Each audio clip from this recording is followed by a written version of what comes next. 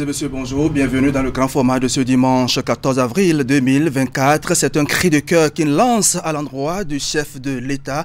Licencié en octobre 2016, les ex-agents contractuels du ministère de l'Agriculture, de l'Élevage et de la Pêche implorent la clémence de Patrice Talon pour leur réintégration dans la fonction publique. Plus de 1000 au total. Ils ont manifesté ce désir de reprendre leur fonction antérieure à travers une conférence de presse. Pourquoi se sont-ils retrouvés dans cette situation et comment comptent-ils être davantage utiles pour le gouvernement et pour le secteur agricole? Isabelle Dosso nous le dira. Elle est agent technique du développement rural et vice-présidente du collectif des ex-agents contractuels locaux 2012 reversés en agent contractuel de l'État 2014. Il est de retour sur le plateau du grand format. Josaphat Dabolino, l'un de nos analystes ici, est éditeur à Pesachek, premier média indigène de vérification des faits en Afrique. Avec lui, nous ferons le tour d'horizon de l'actualité nationale et voir les sujets qui ont fait la une de l'actualité cette semaine. Vous suivrez ces analyses juste après la revue de presse hebdomadaire de Asiongbon Kanyi à Asiongbon. Notre dernier rendez-vous, c'est avec notre artiste de la semaine. Credo est chanteur, compositeur. Après le succès de son feat avec Tigang, le technicien sur le titre Kingo, il a signé Vivi qui cartonne en ce moment. Ensemble, nous allons découvrir ce morceau au cours de notre entretien. Mesdames et messieurs, vous avez raison de nous préférer tous les dimanches pour vous informer dès qu'il sonne 13 h. Eh bien, si vous êtes prêts, voici le grand format chez vous.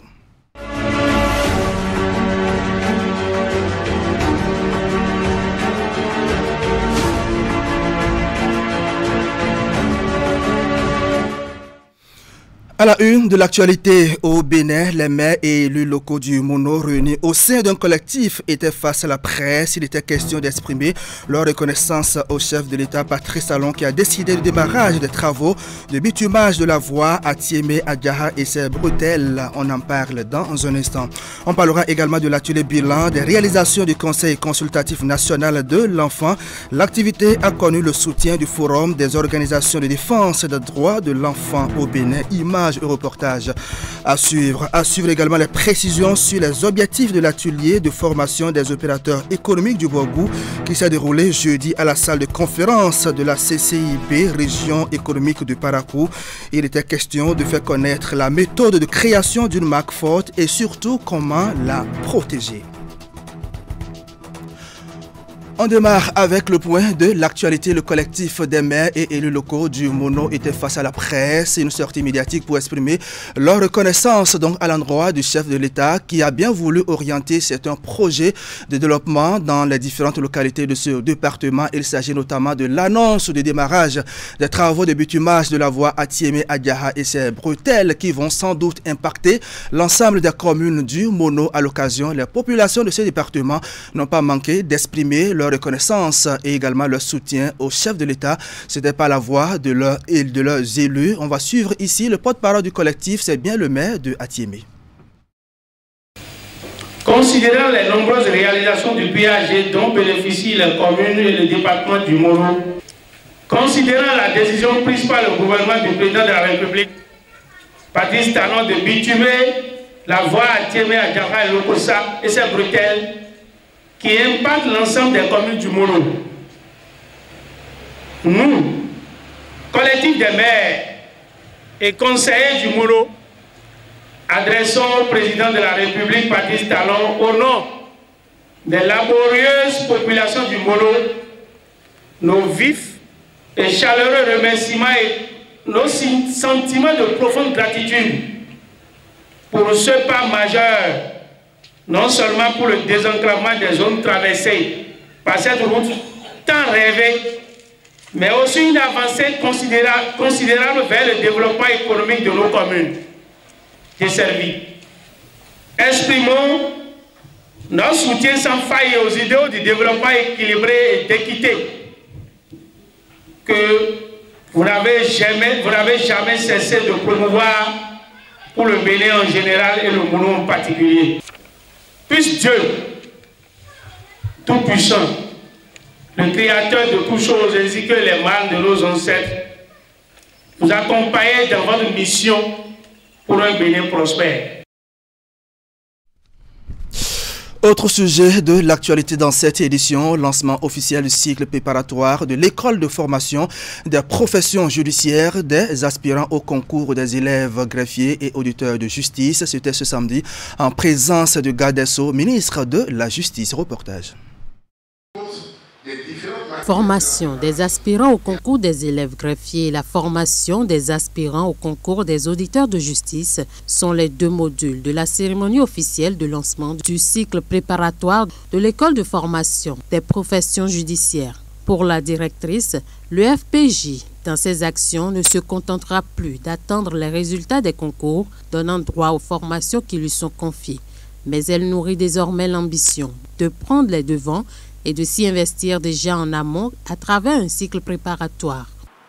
Le cycle préparatoire de l'UFPJ vise à former au concours donnant accès à l'école les personnes qui en manifesteraient le besoin, aussi bien en présentiel qu'en ligne.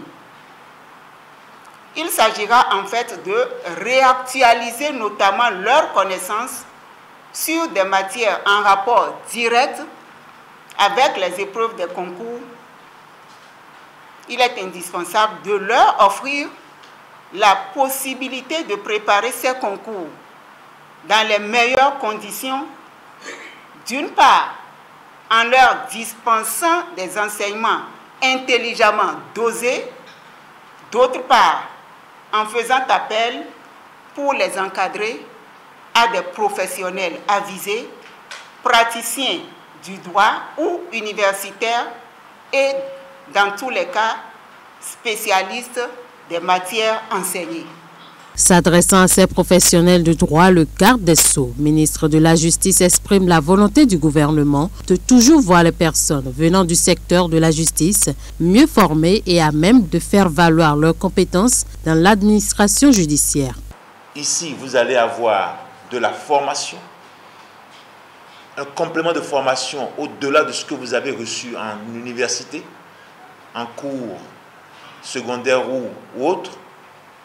Vous allez avoir un peu plus de méthode dans l'apprentissage ou dans l'exercice des compositions, dans la maîtrise de vos émotions, dans l'organisation de votre temps et dans la gestion de la réflexion nécessaire à la réussite des épreuves.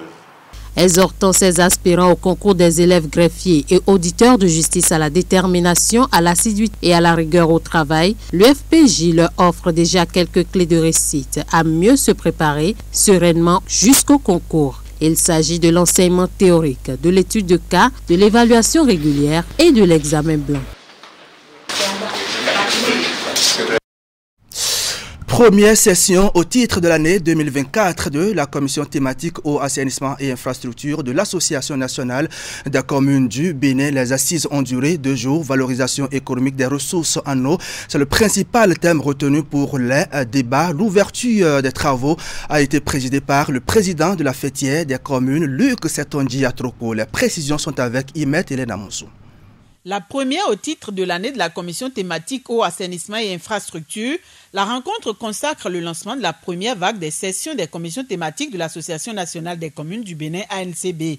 Elle offre aux participants le cadre de mettre en synergie leurs idées face au thème valorisation économique des ressources en eau. Notre fêtière, l'ANCB, à travers les travaux de ces commissions thématiques, a le devoir de se positionner comme une task force de réflexion prospective pour permettre la décentralisation au service de développement local. Je demeure convaincu que les présentes assises s'inscrivent dans cette démarche et aboutiront forcément sur des conclusions pertinentes pour nos différentes communes. Comme à l'accoutumée, nous révélerons le défi des propositions concrètes et applicables sans heurts dans nos mairies pour le bonheur de nos administrés. Je voudrais donc en conséquence exhorter chacun à beaucoup d'abnégation pour l'atteinte de nos objectifs au cours de cette section. Étalés sur 2 jours, les échanges seront meublés de plusieurs communications dont une sur la réforme liée à l'exploitation des ressources en eau au Bénin, des présentations d'initiatives de gestion intégrée des ressources en eau au GIR local, puis une autre sur le thème principal des assises. Les exposés seront suivis de travaux de groupe ainsi que de discussions. Lorsqu'on parle de l'eau, nous pensons souvent qu'elle est présente en quantité et en qualité, mais il n'est pas évident. Et nous devons assurer justement cette disponibilité pour tous les usages sans cesse croissants. La démographie aujourd'hui est galopante. Cela suppose que les usages également deviennent plus nombreux et nous devons assurer à travers une gestion intégrée des ressources en eau la disponibilité en quantité et en qualité de cette ressource. En cette première session de l'année, nous orientons nos travaux vers le thème majeur de la valorisation économique des ressources en eau. Ce choix n'est pas anodin. Il reflète nos désirs de fusionner les impératifs économiques, la préservation intelligente de nos ressources hybrides, de nos ressources hydriques. À l'issue de cette session, nous espérons non seulement pouvoir identifier les opportunités économiques liées à l'eau, mais également pouvoir formuler des recommandations concrètes et définir des actions de plaidoyer afin de mettre en œuvre des pratiques plus durables. Je voudrais compter sur votre expertise, votre détermination pour faire de cette session un moment décisif dans notre engagement envers une gestion responsable de l'eau dans les communes. Pour l'organisation de ces assises, la Fertière des communes a bénéficié de l'appui de l'ambassade royale des Pays-Bas à travers le programme d'Uragir. La VNG internationale et la SNV ont également apporté leur soutien. Toujours dans l'actualité, atelier bilan des réalisations du Conseil consultatif national de l'enfant. L'activité a connu le soutien du Forum des organisations de défense des droits de l'enfant au Bénin. Ces assises qui interviennent 12 ans après l'expérimentation de cet organe ont permis également d'actualiser les textes qui régissent son fonctionnement. L'atelier a réuni divers acteurs à Dassazoumé en présence de représentants du ministère des Affaires sociales et de la microfinance. On va retrouver Imet Elena Moussou. L'organe est créé en septembre 2012. Le Conseil consultatif national de l'enfant, CCNE, est venu renforcer le cadre institutionnel de la participation des enfants et aussi répondre aux exigences du Comité international des droits de l'enfant et de la résolution 56-138 au terme des 12 années d'expérimentation et au vu de l'évolution de la thématique des droits des enfants. L'heure est venue de marquer une pause pour faire le point des réalisations. C'est les enfants qui s'organisent pour pouvoir défendre leurs propres droits. Cette instance-là, qui a été initiée depuis lors, nous permet également de suivre un peu ce que les enfants peuvent faire pour se défendre eux-mêmes et pour signaler les cas de violence dont ils sont victimes et également pour accompagner les structures, les acteurs de protection dans cette lutte-là contre la violence faite aux enfants. L'atelier bilan de fonctionnement du CCNE est également le cadre choisi pour procéder à l'actualisation des tests qui régissent l'instance. Le rendez-vous de Dassa a aussi permis aux acteurs réunis d'évaluer l'impact de l'organe dans le dispositif national de protection de l'enfant, puis analyser l'environnement interne et externe. C'est une activité très intéressante, mais ça permet aussi de respecter la participation de l'enfant dans ce qui le concerne. On fait tout pour que l'enfant soit présent là. On n'agit pas seulement pour l'enfant, mais on fait en sorte que l'enfant soit conscient de ce qu'on est en train de faire pour lui et aussi qu'il participe, qu'il soit d'accord avec ce qu'on est en train de faire pour lui. Et ainsi, il aide à son propre épanouissement à travers ce qu'on fait pour lui. Preuve de l'engagement et du dévouement des parties prenantes à œuvrer davantage pour la protection des droits des enfants. Les présentes assises sont organisées avec le soutien ainsi que l'appui du Forum des organisations de défense des droits de l'enfant au Bénin, FODEB, ceci à travers le projet de renforcement de la société civile pour la réalisation des droits de l'enfant au Bénin.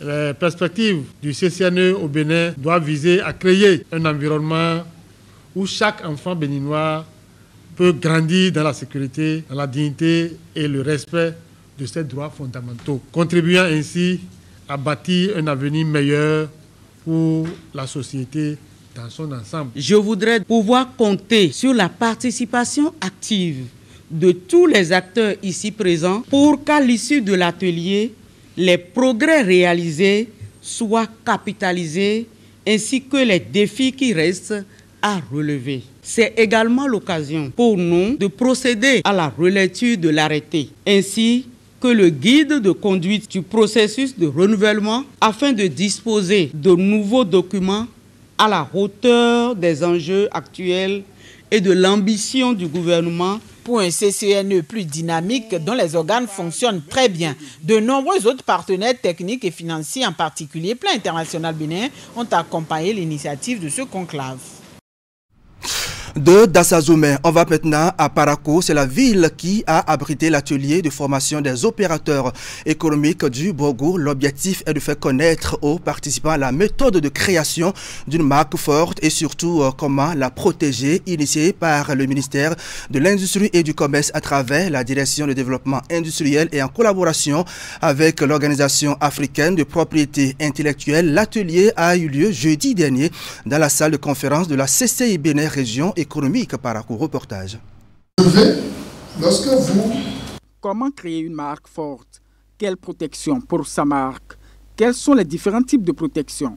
À travers une communication détaillée, le responsable de la structure nationale de liaison avec l'OAPI a éclairé la lanterne des participants sur ces différentes questions. Une entreprise innovante, c'est une entreprise qui crée. Alors, lorsque vous créez et que vous ne protégez pas, mais comment vous allez avoir retour sur investissement? Comment vous allez valoriser vos créations si vous savez que ce n'est pas vous seul qui l'utilisez? C'est pourquoi la propriété intellectuelle est là. Le communicateur est revenu sur la procédure de création d'une marque forte. Une procédure simplifiée, mais qui nécessite certaines pièces et une démarche auprès des services compétents. Une marque, par exemple, si c'est une entreprise qui veut déposer, il faut présenter votre registre de commerce. Il faut présenter la marque, l'image de la marque. Ça peut être un nom, ça peut être un dessin, ça peut être une couleur, ainsi de suite. Donc vous présentez ça, soit sur un CD ou bien papier et physique. Et puis, il y a les frais que vous payez. Une quarantaine, les participants sont composés de maîtres artisans et d'entrepreneurs de plusieurs secteurs d'activité. Ils saluent l'initiative qui, selon eux, va leur permettre d'être plus compétitifs sur le marché. Ce que j'ai appris, c'est beaucoup. Mais la première des choses qui m'a beaucoup marqué, c'est que je dois protéger ma marque. Donc avec ça, vraiment, c'est très important. Et aussi, les innovations que j'ai, je dois toujours porter un plus, vraiment pour que je puisse vendre mes produits. Ce que je retiens de cette formation, c'est l'importance de protéger nos inventions par des brevets, nos marques et le nom commercial aussi. Et ces notions vont nous aider sur le marché, à être compétitifs sur le marché. Grâce à cette formation, les opérateurs économiques du Borgou sont désormais outillés sur comment protéger leurs inventions.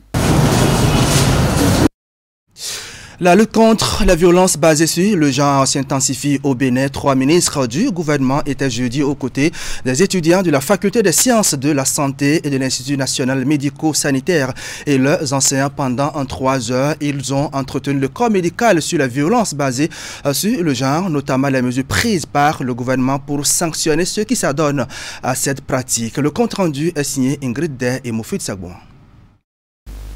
Face à cette assemblée, composée des étudiants de la Faculté des sciences de la santé et de l'Institut national médico-sanitaire, puis de leurs enseignants, cette forte délégation gouvernementale, elle est ici pour décourager les violences basées sur le genre dans le corps médical. L'exercice lui a permis de partager avec l'assistance les mesures prises par l'État pour permettre aux étudiants de suivre leur formation en toute sécurité.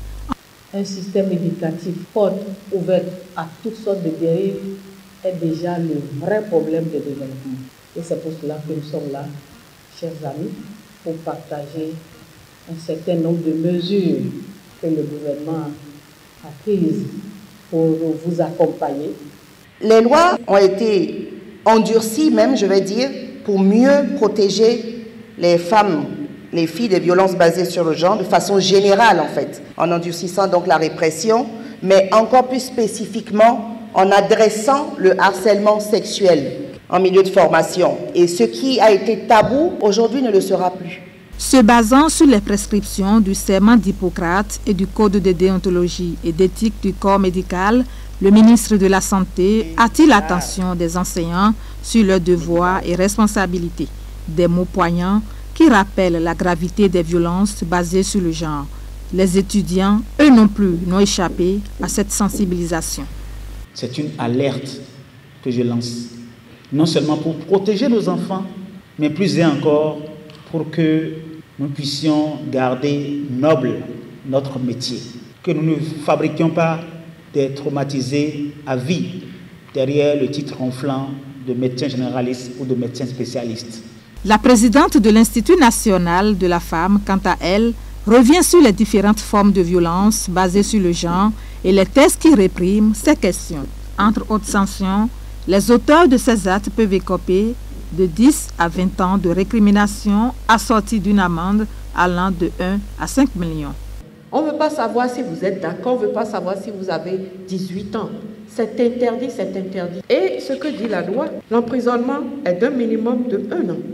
Il en est de même en cas de viol. Et les peines de viol sont encore plus graves. Le viol est toujours un crime. Donc la peine minimale, c'est 5 ans.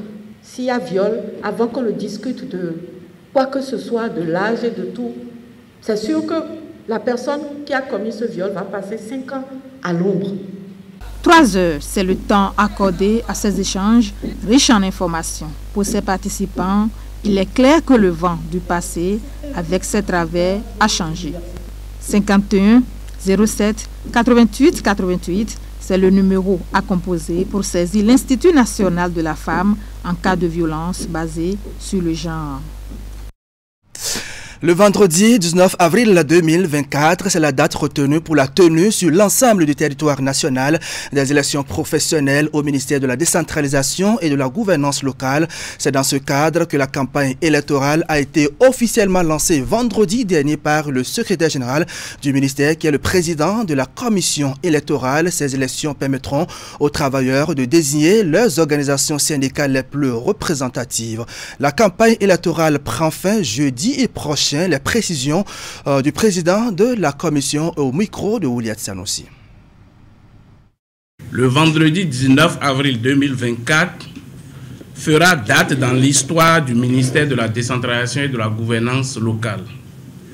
En effet, pour la première fois, le personnel du ministère désignera par la voie des urnes ces organisations syndicales représentatives pour porter sa parole en tant qu'interlocuteur privilégié de l'administration dans le cadre d'une gestion participative et concertée pour la préservation de l'intérêt général. En prélude à cette importante échéance, s'ouvre ce jour la campagne électorale. À cet effet, et à l'entame de la présente cérémonie, je voudrais réitérer mes sincères félicitations aux membres de la commission électorale chargés de l'organisation des élections professionnelles au MDGL au titre de l'année 2024. Pendant plusieurs mois, vous n'avez ménagé aucun effort aussi bien dans la préparation administrative, technique que matérielle. En témoigne la conduite du processus qui s'opère dans les délais impartis. Ce processus dans lequel nous nous sommes engagés depuis la date de notre installation permettra au MDGL d'opérer une avancée significative dans la recherche du bien-être des travailleurs, du respect de leurs droits ainsi que de la détermination des conditions favorables à l'amélioration de leur contribution à l'atteinte des objectifs du ministère. Les prochaines étapes après cette cérémonie sont la formation des agents des bureaux de vote, le déploiement et la sécurisation du matériel de vote, la supervision du déroulement des opérations de vote, la centralisation et la proclamation des résultats, la transmission des résultats au ministre du Travail et de la fonction publique au plus tard le 30 avril 2024 et enfin l'évaluation de l'ensemble du processus électoral. Mesdames et messieurs, je ne saurais terminer sans vous exhorter à tout mettre en œuvre pour que le reste des étapes ci-dessus évoquées se déroule dans la transparence et empreinte de professionnalisme. C'est donc sur cette exhortation que je déclare officiellement lancée ce jour, vendredi 12 avril 2024, la campagne électorale pour les élections professionnelles du ministère de la décentralisation et de la gouvernance locale qui auront lieu le vendredi 19 avril 2024 dans tous les bureaux de vote des préfectures au niveau central et des structures sous tutelle du ministère.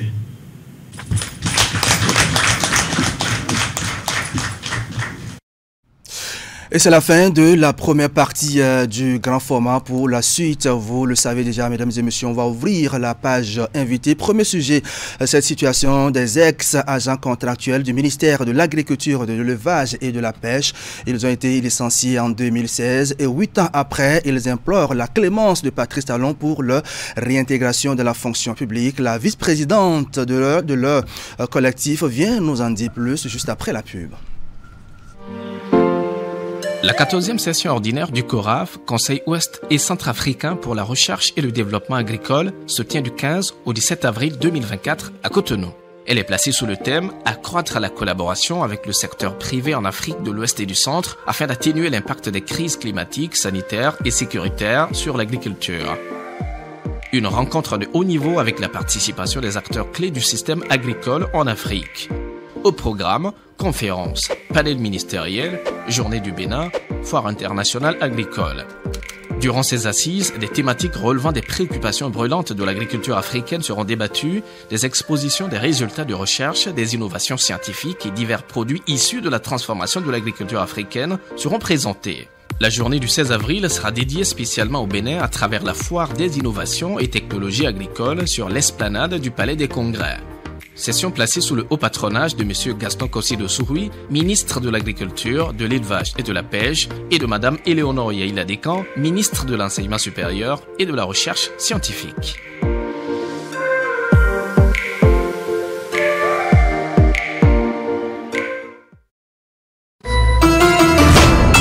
Ramadan Karim, Ramadan Moubarak. Préparons ensemble le Ramadan. Découvrez notre gamme de produits en sélection pour mieux soulager votre quotidien durant ce mois sacré. Nous avons tout ce qu'il vous faut. Cuisinière et micro-ondes, congélateur et des robots cuisine. Produits sous garantie allant jusqu'à 12 mois. Service après-vente et livraison chap-chap. Rendez-vous dans l'une de nos agences de proximité à Cotonou Marina, Calavi Arconville et Porto Wando. Infoline 99 18 47 47. Appel et WhatsApp.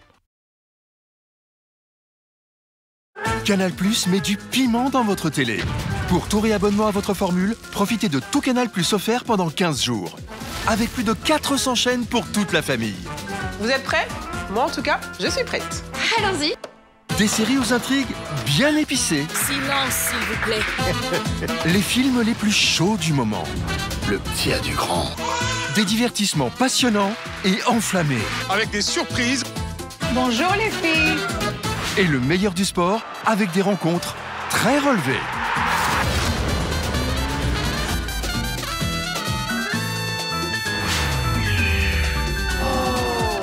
Aïe, ça aussi, ça pique.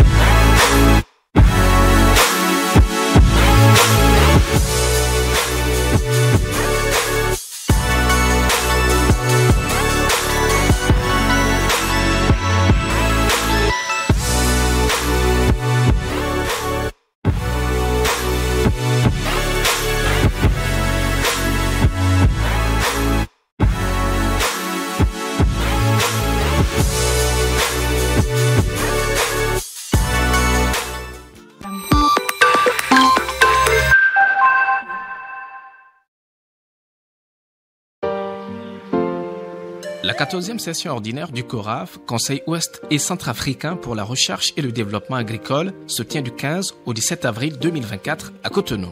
Elle est placée sous le thème « Accroître la collaboration avec le secteur privé en Afrique de l'Ouest et du Centre afin d'atténuer l'impact des crises climatiques, sanitaires et sécuritaires sur l'agriculture ». Une rencontre de haut niveau avec la participation des acteurs clés du système agricole en Afrique. Au programme, conférences, panel ministériel, journée du Bénin, foire internationale agricole. Durant ces assises, des thématiques relevant des préoccupations brûlantes de l'agriculture africaine seront débattues, des expositions des résultats de recherche, des innovations scientifiques et divers produits issus de la transformation de l'agriculture africaine seront présentés. La journée du 16 avril sera dédiée spécialement au Bénin à travers la foire des innovations et technologies agricoles sur l'esplanade du Palais des Congrès. Session placée sous le haut patronage de M. Gaston Kossi-Dossouri, ministre de l'Agriculture, de l'Élevage et de la Pêche, et de Mme Éléonore Yaïla Descamps, ministre de l'Enseignement supérieur et de la Recherche scientifique.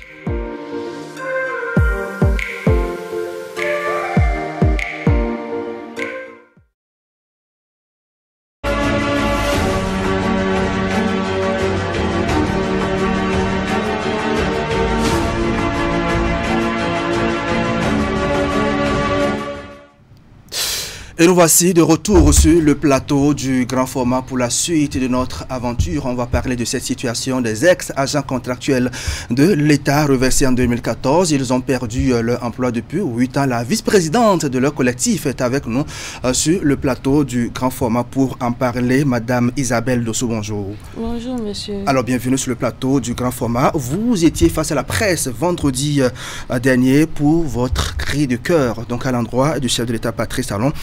Alors, pourquoi cette sortie? Nous sommes sortis pour être face à la presse parce que on était recrutés en 2012 en tant qu'agent ACL pour le compte du MAEP. Et après 2 ans de services loyaux, on nous a reversé en ACE en 2014. Et en 2016, après une évaluation sous le règne du ministre Koudandé, on a vu notre contrat purement et simplement résilié. Et on était laissés à nous-mêmes, on était devenus des charges, on est redevenu des charges pour les parents, tout ça. Donc, on a essayé de joindre le chef de l'État en déposant des demandes d'audience pour pouvoir le rencontrer, lui faire part de notre problème, de notre situation, mais tout est resté sans suite. Alors nous avons voulu rencontrer la presse pour un grand cri de cœur. C'était ça notre sortie. D'accord. On va rappeler le contexte ou les raisons pour lesquelles vous avez été licencié. C'était pourquoi? Jusque-là, on ne nous a pas donné les raisons pour lesquelles on a été licencié. Puisqu'on était sur le même type de contrat que les enseignants, les agents de santé reversés en 2014. Mais chez eux, on a vu que leur contrat a été renouvelé et qu'ils travaillent jusqu'à présent. Mais chez nous, nous sommes laissés pour compte, on ne sait pas pourquoi.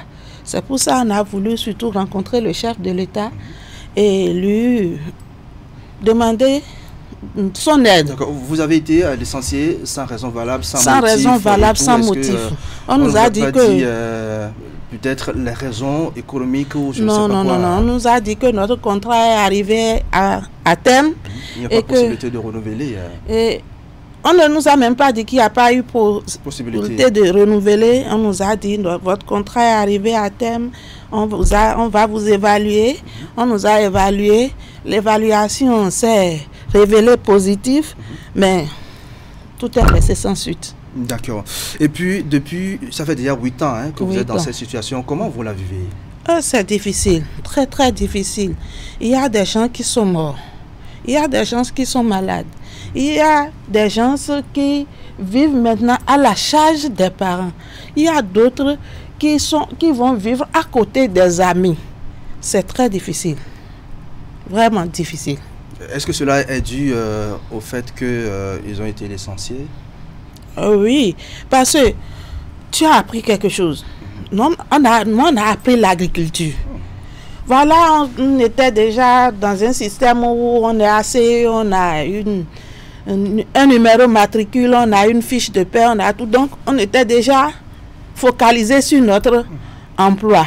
Et brusquement, on se retrouve sans cet emploi, sans ressources, sans rien. Même si il faut faire quelque chose, il faut avoir aussi les moyens. Voilà que ce qui nous apportait le moyen nous a été On parle arraché. de plus en plus de l'entrepreneuriat agricole au Bénin avec beaucoup de financement. Pourquoi ne pas peut-être s'intéresser à ce secteur en attendant peut-être que le gouvernement n'accepte votre réintégration? C'est une question que vous avez posée qui est arrivée à juste titre. Avant d'être entrepreneur, il faut être en possession de la terre. Si tu es du secteur agricole, il faut avoir surtout les moyens. L'agriculture, c'est les moyens. C'est le financier. Donc, la FNDA, c'est nouvellement arrivé. Jusque la FNDA n'est pas prête pour accompagner les jeunes qui n'ont aucun moyen. Donc c'est ça. D'accord. Aujourd'hui, vous avez parlé de cris de cœur. Nous sommes sur le plateau du grand format, nous sommes en direct. Quel est votre message à l'endroit du chef de l'État? Actuellement, nous supplions le chef de l'État de voir dans son volet hautement social pour nous sortir de cette situation de précarité, de cette situation difficile, de maladie, de tous les problèmes que nous vivons, de marginalisation même parfois que nous vivons. C'est notre cri de cœur envers le chef de l'État. Il n'a qu'à nous appeler, on va discuter de père à fils pour voir ce qu'il faut faire. Alors, ça fait déjà 8 ans que vous n'êtes plus en fonction. En quoi est-ce que vous pouvez être encore utile pour le secteur agricole? Nous avons été formés par l'État, à la charge de l'État. Nous avons déjà acquis des expériences en travaillant au moins pendant 4 ans pour l'État. Donc, l'expérience là, c'est une perte pour l'État, d'abord pour ce qu'il a dépensé pour notre formation et pour les 4 ans là aussi, l'expérience que nous avons acquis, c'est une perte pour l'État. Et nous sommes là, avec notre expérience, nous pouvons apporter un plus au chef de l'État dans ces réformes agricoles. D'accord. Vous avez parlé d'une possibilité de discuter avec le chef d'État. Et s'il vous demande qu'est-ce que vous voulez concrètement, qu'est-ce que vous allez lui dire? Nous voulons la réintégration. Nous voulons notre emploi. Nous voulons sortir de la précarité. C'est ce que nous lui demandons. Nous le supplions. S'il veut, je peux me mettre à genoux. Nous le supplions vraiment parce qu'il ne peut pas comprendre. Il ne peut pas comprendre qu'un Béninois peut se lever un matin et ne pas manger jusqu'au soir. Il ne peut pas comprendre qu'un Béninois se lève un beau matin et que le propriétaire lui dise « sors de chez moi ». C'est très difficile. Il ne peut pas comprendre qu'un Béninois soit malade et aller à l'hôpital et faute de moyens puisse mourir. C'est difficile. C'est nous qui savons ce que nous vivons et qui n'a pas fait l'expérience, n'a pas droit à la parole. Et c'est un homme de cœur. C'est lui le premier Béninois, c'est lui notre papa. Il ne peut pas accepter que 1045 âmes souffrent de cette manière. C'est pour ça que nous le supplions toujours. Nous lui demandons de nous réintégrer. Nous ne demandons rien d'autre. Nous demandons à retrouver nos emplois, notre gagne-pain. D'accord. On ne va pas beaucoup vous retenir sur le plateau du grand format parce que l'émotion, elle est déjà forte. Merci en tout cas à vous, Madame Isabelle Dossou. On espère que votre cri de cœur va toucher réellement le chef de l'État pour que vous soyez réintégré au niveau du ministère de l'Agriculture, de l'Élevage et de la Pêche. On va vous souhaiter beaucoup de courage. Merci beaucoup, monsieur. Et très bonne journée à vous. Merci. Très bonne journée. Merci. Voilà, mesdames et messieurs, nous allons passer à autre chose à présent. En attendant de recevoir le prochain invité, le chef quartier de Kendono, nous allons marquer une pause. Le temps pour vous de suivre donc Actu sur le net avec Florence Boussan. Canal+ met du piment dans votre télé. Profitez d'une offre brûlante avec le décodeur HD à 1000 francs à partir de la formule Évasion. Plus de 300 chaînes pour toute la famille. Vous êtes prêts? Moi, en tout cas, je suis prête. Allons-y. Des séries aux intrigues bien épicées. Silence, s'il vous plaît. Les films les plus chauds du moment. Le petit a du grand. Des divertissements passionnants et enflammés. Avec des surprises. Bonjour les filles. et le meilleur du sport avec des rencontres très relevées.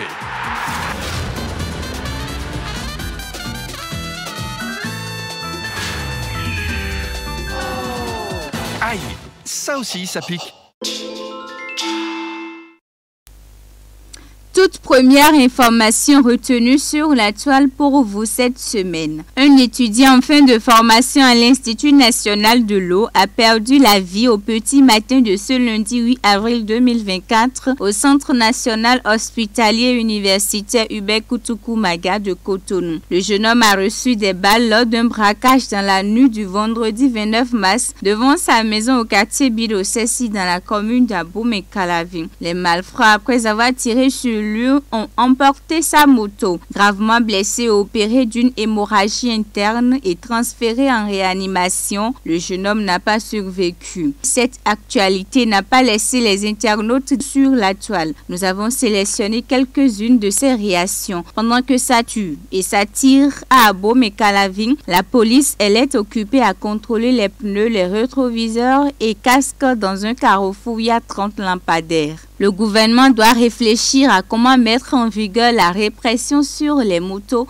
non immatriculées. La police doit revoir son fonctionnement. C'est comme si l'idéal maintenant, c'est casque et consorts. Nous sommes en face d'un phénomène qui nous interpelle tous. Je pense qu'il y a un concept de coproduction de la sécurité qui a été prôné dans ce pays. N'attendons pas à ce que la police fasse tout le boulot. Dénonçons les foyers des divorcés sociaux. Nous, étudiants qui résidons aux alentours de l'UAC, ne sommes plus en sécurité. Nous souhaiterions que, tel que la police républicaine Interpol a su vite déployer ses policiers sur l'ensemble du territoire national pour la sécurité routière, qu'il en soit de même pour notre sécurité dans les villes. Ceci n'est pas le premier braquage à Zogbadia ou Bidosessi ces derniers moments. L'autre actualité qui n'est pas passée inaperçue sur la toile cette semaine, c'est Patrice Talon qui a remercié l'un de ses proches collaborateurs. Le patron du bureau d'analyse et d'investigation, Yohannes Taillon, a quitté ses fonctions de conseiller spécial du président. Pour l'heure, aucun détail sur les motifs réels de son limogeage. Des indiscrétions font état d'une suscitation de candidature à la présidentielle de 2026. Taillon était souvent considéré comme le numéro 2 de la présidence de la République depuis 2016. Un limogeage qui suscite une vague d'interrogations sur le départ de cet homme. L'heure n'est pas à la distraction avec le président Talon. 2026 est encore très loin pour le moment. C'est le travail qui compte, estime un citoyen sur Facebook. C'est simplement une manigance politique pour endormir encore et encore nos esprits pour les échéances électorales qui viennent à grands pas, peut-on lire ailleurs. C'est un non-lieu. On n'était pas informé de sa nomination, en quoi son limogeage nous intéressera. Il est donc celui qui conseille le boss depuis ces années. Alors là, nous attendons la suite de ces conseils de maintenant.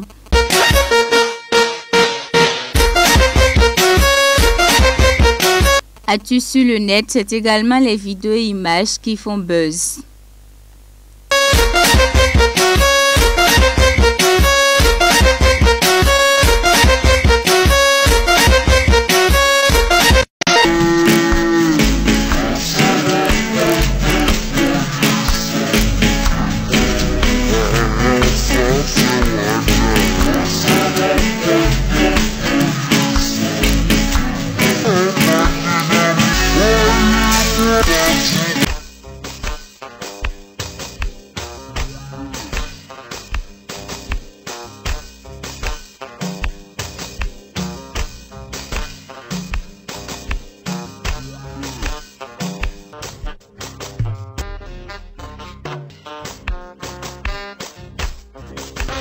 Ramadan là, faites bouillir la viande d'abord avant de griller. C'est vrai, on est coco, mais on n'est pas lion. Ok. Est-ce que tu as une poitrine? Hein? C'est poitrine de colibri là, tu penses que c'est poitrine ou quoi? Hein? Oh shit!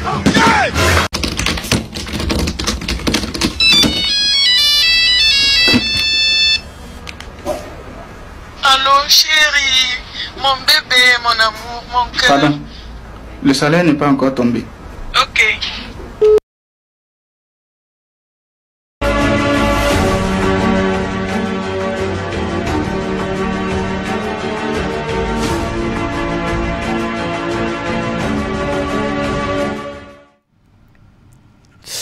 Voilà, c'était donc Actu sur le net qui vous dévoile les commentaires des internautes sur donc, les sujets d'actualité. Dans la suite de la page invitée, on va essayer de comprendre mieux cette brouille au sein des chefs quartiers du littoral, donc les chefs quartiers et élus locaux du littoral. Un deuxième collectif qui réunit ces élus a vu le jour et crée la confusion. On va essayer de comprendre avec le chef quartier de Kendono, monsieur Valais Assou. Bonjour. Bonjour, monsieur le journaliste. Alors, vous êtes le responsable donc, à la formation aux affaires sociales du collectif des chefs quartiers et élus locaux du littoral. Alors, qu'est-ce qui a motivé, on va dire, la création donc, de ce collectif depuis 2016, je crois?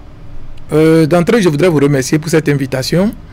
Je crois au lendemain des élections locales de 2015, nous avons estimé quand même qu'il faut se mettre ensemble, qu'il faut se retrouver dans un même creuset pour se partager les expériences. Parce que être chef de quartier, c'est bien, mais il faut quand même connaître les lois qui régissent notre fonction. C'est pour cela que nous nous sommes mis ensemble pour quand même s'approprier la loi 2013-05 du 27 mai 2013 portant création, attribution et fonctionnement des unités administratives. Parce que vous n'êtes pas resté sans savoir qu'il y a des chefs quartiers qui sont interpellés tout le temps. Il y a des chefs quartiers aussi qui se retrouvent en prison banalement. Maintenant, nous avons voulu quand même se mettre ensemble pour quand même se partager la connaissance sur cette loi-là, les expériences quand même pour éviter que les chefs de quartier se retrouvent derrière les barreaux, pour éviter que les chefs de quartier soient interpellés tout le temps. Et depuis ce temps, quelles sont les activités que vous avez déjà menées? Voilà, on s'est approprié les lois, la loi 2013 surtout, la loi 2013-05 du 27 mai 2013. On s'est approprié cette loi et on a partagé des expériences entre collègues pour dire que c'est vrai, nous sommes chefs quartier, mais il faudrait quand même qu'on fasse ce qui est du ressort de la loi. Ce que la loi recommande de faire, c'est ce qu'il faut faire. Il ne faut pas faire outre que la loi pour tomber sur le coup de la loi. Et à plusieurs reprises, vous savez, il y a de cela un an à peu près, on a encore fait des assises au cours desquelles nous avons partagé le contenu de cette loi-là pour quand même permettre à nos collègues quand même de faire face à la fonction qu'est la fonction du chef de quartier. Et puis un collectif qui est conduit par un bureau, comment est-il constitué? Dans un premier temps, il y avait un collectif qui était mis sur pied avec à sa tête monsieur Jérôme Badou, le président Jérôme Badou, le sécu d'Akblomé. Il y a certains comme nous qui avions estimé que tout le monde n'était pas informé et que cela ne respectait pas les règles de l'art. Et après, on a convoqué une autre AG qui est tenue dans la salle de conférence de la mairie de Cotonou et qui est présidée dans le temps par le distingué conseiller communal Adin People. Et après, dans nos démarches, il y a l'ancien préfet du littoral, le préfet Kodja, qui nous a conseillé de fédérer les efforts, de fusionner les deux collectifs pour être bien entendus. Parce qu'il a estimé que deux collectifs pour les chefs de quartier élus locaux de Cotonou, que les gens peuvent ne pas nous prendre au sérieux.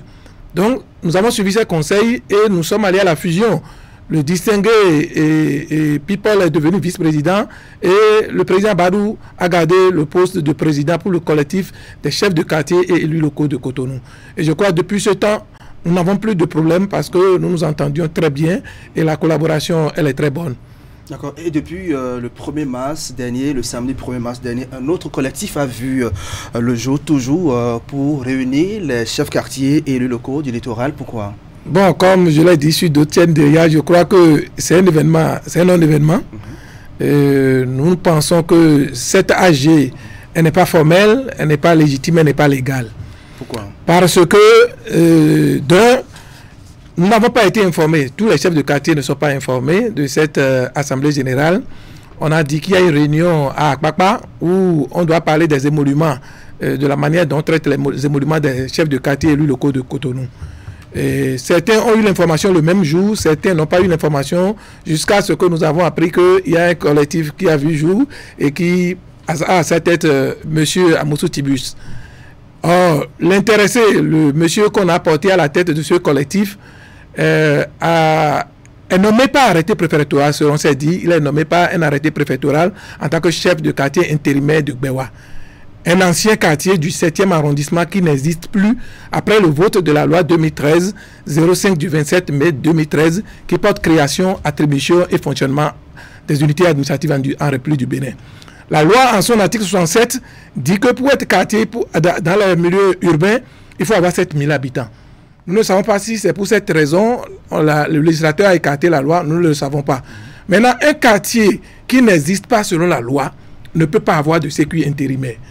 Un arrêté ne nomme pas un chef de quartier. Un arrêté ne peut pas créer un quartier. La création du quartier, d'un quartier est du ressort de la loi.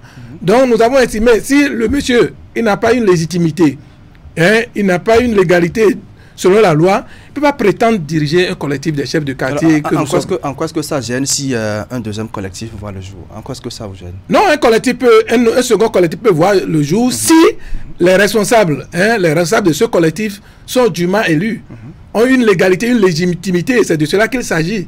Ce n'est pas, on peut avoir 3 collectifs, le problème ne se pose pas. C'est vrai qu'on ne sera pas considéré, on ne sera pas pris au sérieux, mais il faudrait que les responsables de ce collectif soient quand même des gens, des chefs de quartier dûment élus.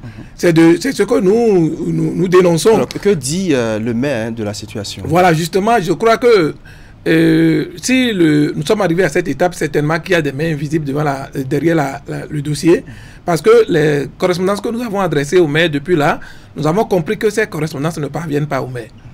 Donc c'est pourquoi la fois passée, j'ai prié le maire de la ville de Cotonou quand même de taper du poing sur la table pour quand même mettre de l'ordre dans nos rangs, parce que de façon dispersée avec ce cafouillage là, je crois que ça n'honore pas notre corporation, ça n'honore pas l'ensemble du collectif des chefs de quartier et les locaux du littoral. C'est pourquoi nous prions le maire, parce que nous sommes en direct, nous savons qu'il nous suit.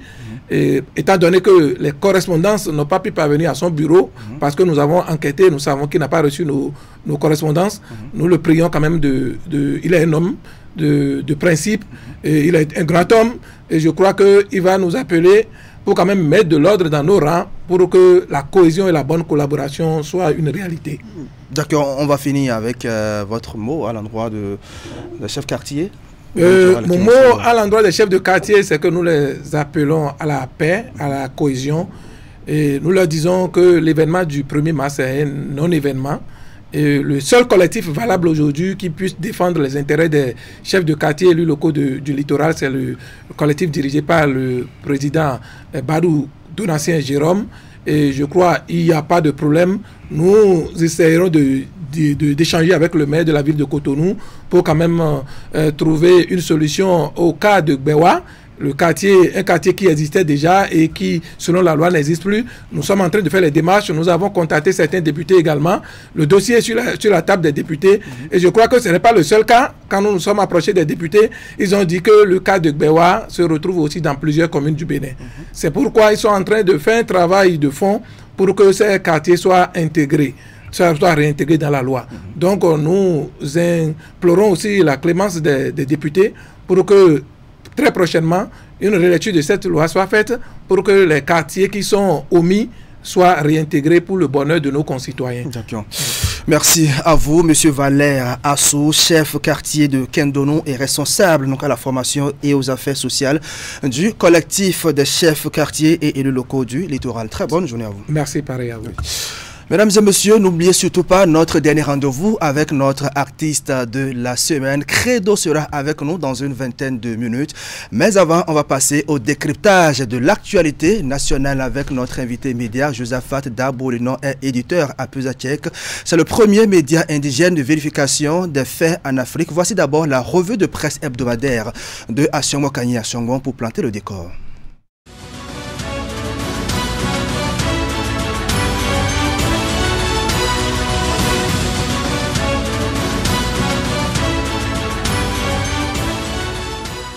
À toutes et à tous, bonjour, c'est l'heure de la revue de presse hebdomadaire. Dans sa parution du jeudi, Bénin Intelligent rapportait que le président Patrice Talon échange avec les délégations de 2 formations politiques soutenant ses actions. Il s'agit des responsables des partis Renaissance nationale et Mouvement des élites engagés pour l'émancipation du Bénin.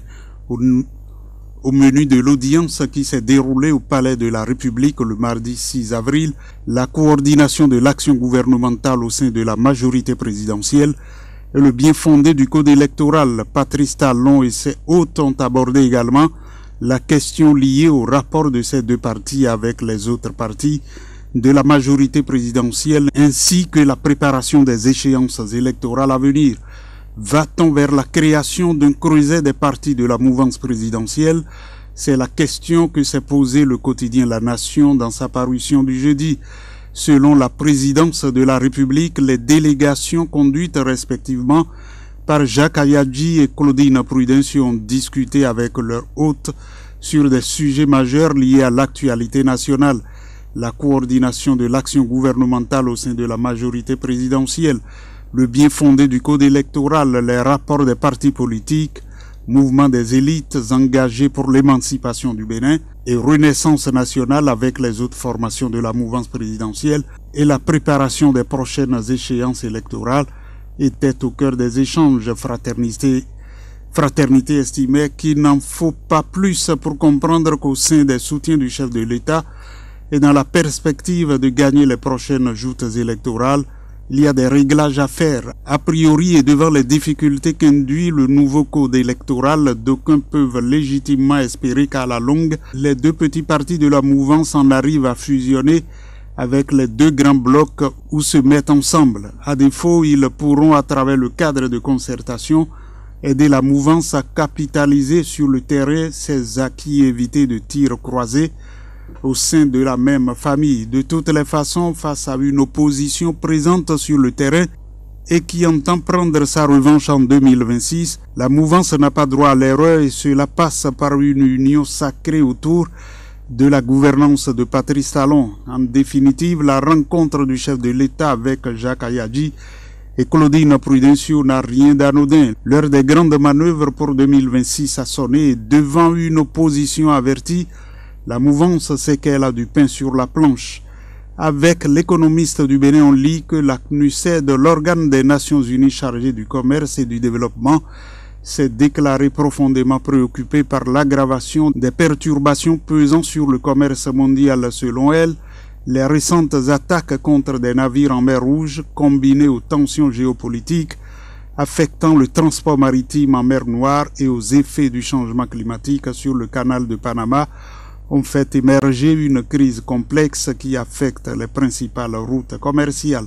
En sport, l'autre quotidien relatait qu'à la faveur de ces échanges hebdomadaires avec les journalistes, le porte-parole du gouvernement, Wilfried Léandre Ngoumbedji, est revenu sur la polémique relative au déclassement du stade général Mathieu Kérékou de Kounou.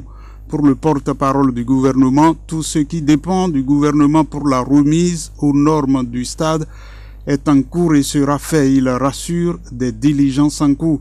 Le journal le rapportait qui confiait que ce qui doit être fait au moins dans l'immédiat sera fait pour que le stade soit remis aux normes afin que, comme nous le souhaitons, nous ayons l'honneur d'aller au stade supporter nos guépards plutôt que de devoir nous déplacer à l'étranger pour les supporter. Et puis la nation renseignait qu'avec 4,655 milliards de francs CFA de subventions distribués aux fédérations sportives, aux clubs professionnels et amateurs, aux centres de formation sportive ainsi qu'aux organes de soutien au sport, le gouvernement béninois porte le montant total de son appui au mouvement sportif à près de 8 milliards de francs CFA, passé de 553 millions de francs CFA en 2017 à 4,655 milliards de francs CFA en 2024. Le montant de ces subventions destiné au financement des activités statutaires des fédérations, des clubs et organes d'appui au sport, vient compléter la prise en charge des sélections nationales qui s'élève à 3,2 milliards de francs CFA. Ce geste témoigne de l'importance que le gouvernement du président Patrice Talon accorde au développement du sport. Et toujours en sport, Visa Info soulignait qu'un pas important vient d'être franchi dans la résolution de la crise qui secoue la fédération ivoirienne de boules et pétanque. Les différents protagonistes de cette crise étaient au siège de la Confédération africaine des sports Boule à Cotonou le samedi 6 avril 2024 pour une séance de travail avec le président, l'honorable Idrissou Ibrahima. Ainsi, le bureau exécutif dont le mandat est arrivé à terme depuis le 18 janvier 2024 a été dissous. In fine, José Gauthier vice-président déchu, a été choisi pour conduire la transition qui va durer 3 mois. Pour le confrère de la matinée, après avoir écouté les protagonistes, le président Idrissou Ibrahima relève des questions mineures et évoque une guerre de leadership, ce qui, à son avis, pourrait être surmonté. Il a su trouver les mots justes pour faire passer le message, un discours pénétrant qui a conduit au raffermissement des positions. Pour lui, la Côte d'Ivoire, grande nation du sport, ne doit pas traîner dans la boue cette réputation acquise au prix de lourds sacrifices. Et en tant que président de la fêtière continentale des Sport Boules, le président de la CAS entend user de sa diplomatie offensive auprès des pouvoirs publics ivoiriens pour qu'une attention particulière soit accordée à la FIBP. Lors de la séance de travail, de nombreuses professions de foi ont été faites et qui confortent la thèse d'un malaise et donc d'une gestion peu orthodoxe. Merci d'avoir été à l'écoute de la revue de presse hebdomadaire.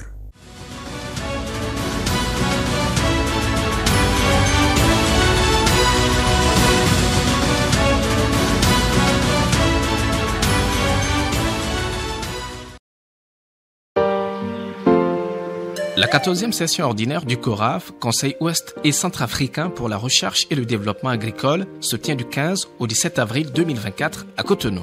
Elle est placée sous le thème « Accroître la collaboration avec le secteur privé en Afrique de l'Ouest et du Centre afin d'atténuer l'impact des crises climatiques, sanitaires et sécuritaires sur l'agriculture ». Une rencontre de haut niveau avec la participation des acteurs clés du système agricole en Afrique.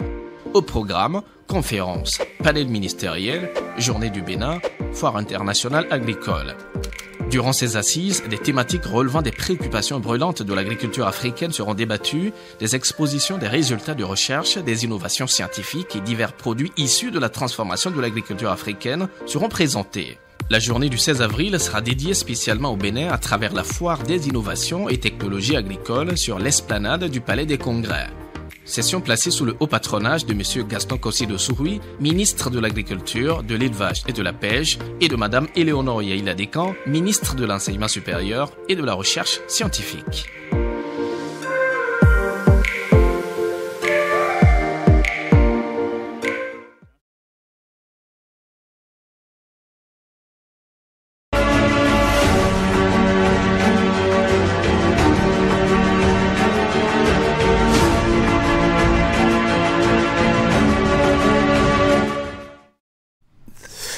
Voilà, c'était à l'instant la revue de presse hebdomadaire de Asiongo Kani Asiongo en plateau pour le tour d'horizon de l'actualité nationale. Il est déjà installé. Josaphat Da Bolino, bonjour. Bonjour Idriss Boukari, heureux de vous retrouver.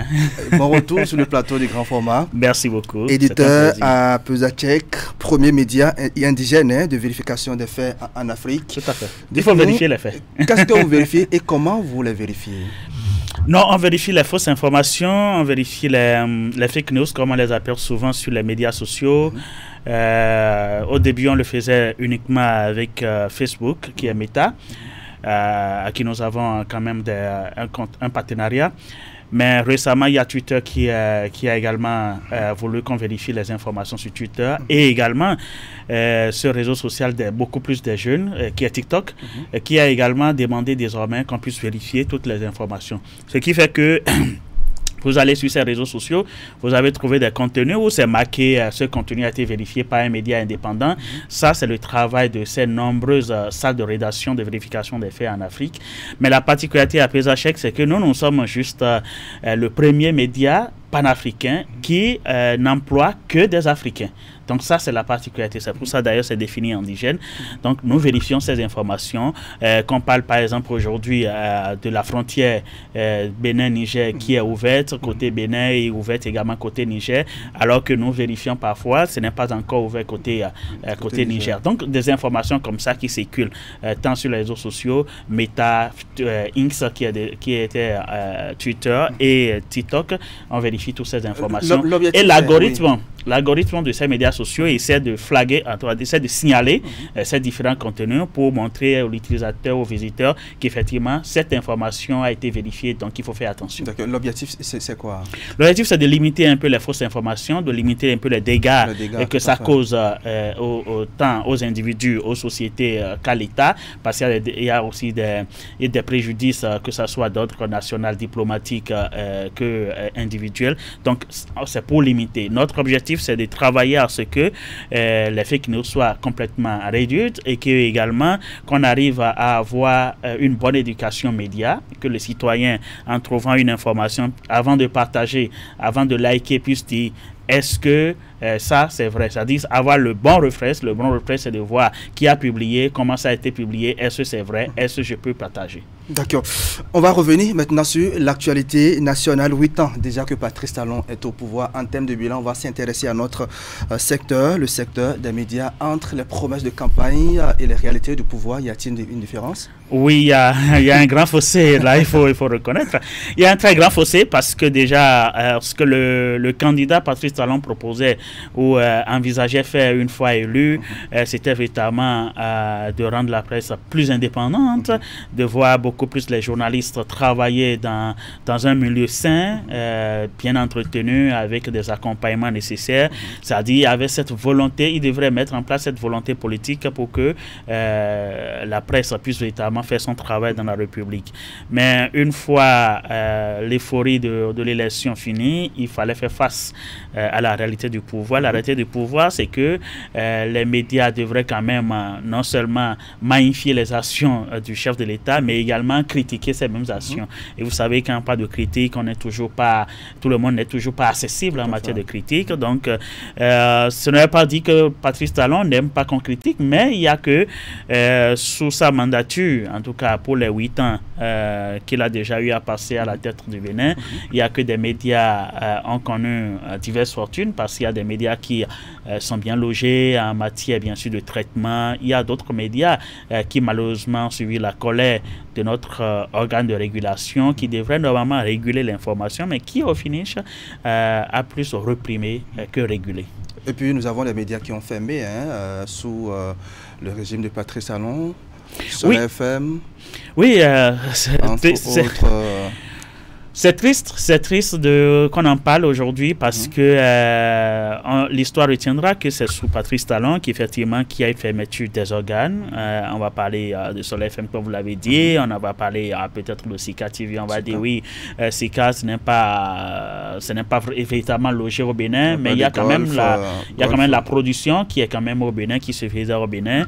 Il y a également Goff, le groupe de presse, la Gazette du Golfe, qui aujourd'hui a licencié tout le monde, comme l'avait déjà fait auparavant le promoteur de Radio Soleil FM et de Sika TV, et beaucoup d'autres médias sanctionnés. Donc ça, on mettra ça dans le bilan, bien sûr, de la gestion de la presse des 8 ans du pouvoir de Patrice Talon. 8 ans également, c'est que les journalistes, en tout cas, on n'a pas cette liberté, on a cette peur au ventre de véritablement aborder certains sujets, de véritablement toucher certains sujets, de véritablement travailler à ce que l'opinion publique ait certaines informations, juste parce que le code de l'information de la communication qu'on a applaudi pieds et mains parce que ça soulage, parce que ça comporte certaines dispositions et que on avait tous dit oui, oh là, maintenant on s'est battu, finalement là je crois en 2015, mais juste après il y a que les députés ont voulu, en tout cas bien sûr avec les fêtiers et d'autres spécialistes,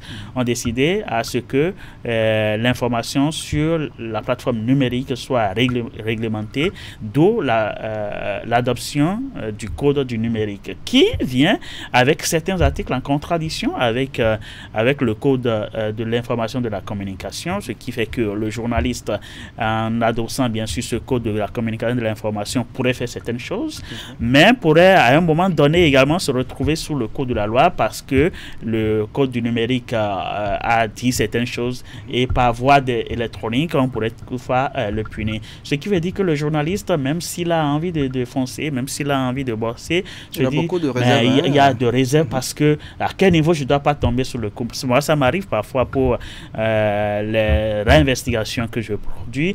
C'est d'ailleurs conseillé, mais il est quand même important pour moi, à un moment donné, quand j'ai fini le papier, il faudrait que j'appelle un juriste, il faudrait que j'envoie ça aux experts pour lui. Est-ce que cet aspect-là, c'est publiable, c'est publiable. Et j'en ai fait beaucoup plus dans certains dossiers. Merci d'ailleurs parce qu'on a abordé un dossier de la cimenterie ici une fois, grâce à tous ces experts, à ces juristes-là. Et aujourd'hui, on retient fondamentalement que notre organe de régulation n'a véritablement donné cette fierté qu'on attendait. Et puis le journaliste, moi je me rappelle, je fais juste une petite parenthèse, une parenthèse quand même très utile d'ailleurs. Il y a quelques années, on avait nommé le procureur du tribunal de Cotonou en son temps, qui est désormais le procureur spécial de la CRIET, qui, à sa nomination, avait fait une conférence de presse qui avait demandé aux journalistes, maintenant, moi, je suis quand même très jeune, très actif, je veux faire le travail comme cela se doit, et vous êtes un acteur fondamental dans l'élaboration, dans mon travail, dans le processus de mon travail. Donc, je vais me baser sur vos productions, produisez des articles, dénoncez, moi, la justice, en tout cas, en tant que procureur, je prendrai la charge de la justice va s'auto-saisir pour faire les enquêtes nécessaires. Mais on a commencé, je crois, quand on a commencé, ça a évolué un peu, on a vu quelques dossiers dénoncés dans la presse, on a vu le procureur, en tout cas le tribunal, s'auto-saisir, et boum, c'était en tout cas, quand il a commencé par avoir des nominations à gauche, à droite, on a vu que tout a été. Non, du coup, le journaliste se dit, mais quand on travaille, le journaliste qui fait une production maintenant a désormais la peur de se retrouver devant une juridiction parce que, bon, on va pas dire que c'est parce qu'il a parlé, mais il y a tellement de petits détails, et comme on dit, le diable se retrouve dans les détails, il y a tellement de petits détails où des gens qui veulent quand même essayer de balayer un peu la presse, ils cherchent ces détails-là et disent, ok, il faut quand même faire. Si on punit un, l'autre va se résigner. Et puis, c'est dans cette peur-là. Mais quand même, je vais profiter, Idrissou, pour saluer tous ces acteurs de la presse qui travaillent jour et nuit. Et ce petit maillon qui reste encore, qui n'est pas dans la communication institutionnelle, c'est-à-dire se limiter au reportage, au pédium, et le mauvais traitement qui est souvent réservé à ces journalistes sur le terrain, quand il s'agit bien sûr des conférences, des ateliers, autres, des choses que moi je déteste, parce que des communications institutionnelles. Donc je remercie ce maillon-là, ce groupuscule de journalistes qui essaient véritablement de faire le travail autrement pour apporter la chose, pour que dans les années à venir, on puisse drainer le monde, on puisse quand même avoir un nombre de journalistes adhérer à ce mouvement d'éthique et de déontologie pour qu'on puisse avoir une presse véritablement libre. Parce que quand c'est arrivé à ce niveau, c'est grâce à nous aussi acteurs, parce que le chef de l'État, oui, il a ses visions, il a fait ses promesses, il est confronté à la réalité du pouvoir, mais nous acteurs aussi également, qu'est-ce que nous faisons, quel est le comportement que nous adoptons, quelle est la garantie que nous donnons à ces politiques de véritablement comprendre. Et justement, quand on veut avoir une presse indépendante et quand vous créez le journal, vous courez pour aller décrocher un contrat donc à la présidence, comment pouvez-vous être indépendant? Tout à fait. Il y a ce traitement entre griffes présidentielles, bien sûr, ou du moins ça tout revient du palais. C'est pour ça que je dis ce groupuscule qui travaille, qui n'attend forcément pas que ce soit le contrat de la présidence de la République, que ce soit le contrat d'un tel ministère, parce que quand vous avez un partenariat, quand vous êtes lié, il y a des clauses et vous devez respecter ces clauses-là. Et ces clauses peuvent ne pas être à l'avantage, bien sûr, du journalisme que vous devez exercer. Donc, il y a un paradoxe à ce niveau-là. Fondamentalement, de quoi est-ce que nous avons bénéficié? Fondamentalement, depuis 8 ans. Et de ça, c'est une question. Je me dis, depuis 8 ans, qu'est-ce qu'on a bénéficié? Pas grand-chose, à part bien sûr ce côté sombre qui est la fermeture, qui est la... Peut-être qu'on va dire on a bénéficié d'une réforme parce que l'ORTB devient désormais SRTB. Donc, du coup, c'est quand même de l'avancée. On a vu également... Oui, il y a un autre aspect. Il y a BB24 également qui ne fonctionne plus. Donc, depuis un certain temps. Donc, c'est des régressions. Mais nous avons A+ Bénin quand même. Mais A plus Bénin, ce n'est pas pour le Bénin, c'est une dénomination pour le Bénin. Ce n'est pas pour le Bénin, c'est pour un multinational qui travaille déjà. On peut le mettre à l'actif du gouvernement. Non, mais dites-moi, la maison de production qui produit les émissions, bon, je ne veux pas appeler ce nom, mais la maison de production qui produit les émissions, c'est vrai que c'est au Bénin, mais c'est juste une maison de production qu'on a contactée pour produire les émissions. Mais dites-moi, où se trouve le siège de A plus Bénin? Où se trouve le siège? Quel est le personnel? Qui sont ceux-là qui sont déclarés? Donc ce n'est pas pour le Bénin, c'est juste un programme de Canal Plus qui déploie dans les pays de l'Afrique de l'Ouest. Et c'est le même programme d'ailleurs, donc c'est déjà en Côte d'Ivoire, c'est déjà au Bénin. C'est annoncé également dans d'autres pays, comme le Sénégal, en tout cas pour ce que j'entends dans les coulisses. Donc c'est un programme qui va être développé localement dans les différents pays. Donc moi je ne peux pas mettre ça à la tête du Bénin. On avait une télévision qui était vraiment pour nous, pour des productions véritablement du terrain. On a vu le travail que faisaient nos confrères au niveau de BB24, mais malheureusement c'est fermé parce que il y a beaucoup de réformes. Donc c'est ce qu'on va mettre concrètement dans le panier. Les réformes sont également annoncées dans les médias. Il paraît que c'est la HAC qui doit normalement réfléchir, faire des propositions, ou en sommes-nous? Mais la HAC va réfléchir, pour l'instant, ils sont d'abord préoccupés par l'élection. Parce que vous savez qu'il y a eu l'élection le 9 juin. Donc, ils sont déjà préoccupés. Moi, je reçois déjà des appels, dire soutenez-moi, fais ceci, fais ceci. Mais je me dis, mais je vais soutenir pourquoi finalement? Bon, je suis journaliste. À la fin, on ne sait pas à quoi il nous sert une fois. Puis c'est ça, à la fin, moi, je me rappelle quand je partais pour voter, la mandature finissante, bien sûr, c'était quand même des réformes qui ont été annoncées. On se dit, plus jamais ceci, plus jamais ça. Mais je me rends compte que c'est sous cette mandature qu'il y a eu plus de suspensions, qu'il y a eu de fermetures. Donc peut-être ce que il y a une petite lueur d'espoir que je voudrais quand même énumérer, c'est bien sûr la carte de presse, parce que j'ai constaté pour la dernière carte de presse renouvelée que j'ai eue, qu'il y a désormais l'ANIP qui s'en occupe, ce qui veut dire que c'est désormais spontané. Ce n'est pas encore le cas, mais c'est annoncé que c'est vraiment spontané. Mais pour ça, il faut d'abord régler, en tout cas, toutes les clauses avec l'ANIP, voir tous les gros d'étranglement pour que si aujourd'hui ma carte expire, je puisse en 24 heures ou 72 heures avoir une autre carte si je suis toujours fonctionnel et que je suis dans une rédaction reconnue. D'accord. Alors, quand on dit que la presse n'a pas bénéficié de grand-chose donc durant les 8 ans de pouvoir de Patrice Talon, si vous en savez, vous pouvez pourtant, la presse a joué un rôle crucial, un rôle important en faveur de Patrice Talon quand il était en exil. Oui, mais tout à fait, tout à fait. C'est comme on dit chez moi, dans mon langage, c'est-à-dire le roi intronisé n'est jamais en odeur de sainteté avec l'acteur même qui l'a intronisé. Donc c'est peut-être un peu ça. Oui, la presse a joué un grand rôle, la presse continue de jouer ce rôle-là, mais peut-être d'une autre manière parce que désormais, beaucoup plus dans la communication institutionnelle, parce que compte tenu de la morosité, il faut se faire... Les rédactions doivent survivre quand même. Il y a des journalistes qui doivent avoir leur salaire, il y a qu'on doit payer la facture, l'imprimerie, on doit payer l'électricité et tout le reste. Donc, il y a beaucoup de choses à faire. Donc, ça demande beaucoup d'argent. C'est pour ça les réformes devraient aller à des entreprises de presse. Mais aujourd'hui, dites-moi, est-ce que le Béninois, le journaliste béninois, le promoteur de médias aujourd'hui a déjà l'esprit de coopération, de fédération? En tout cas, pour qu'on puisse dire, Idriss Rouge, Josaphat, Teddy et les autres, on se met ensemble. Mais chaque jour, il y a toujours création de nouveaux journaux. Et vous voyez déjà, non? Donc, il y a des gens qui créent les journaux et au même moment, on dit il faut fédérer les actions. Un journaliste frustré parce qu'on lui dit je vais te payer tes sommes avec une convention qui est d'abord très obsolète, convention collective qui est très obsolète, caduque. On dit je vous paye tel montant, mais vous fonctionnez avec des perdièmes. Ça, c'est rhétorique des promoteurs. Vous fonctionnez avec des perdièmes. Mais le monsieur, il est frustré à un moment donné. Il se dit, moi je veux partir. Et la première option quand il veut partir, c'est de disposer également de son organe de presse. Donc du coup, lui-même, il se retrouve patron de presse.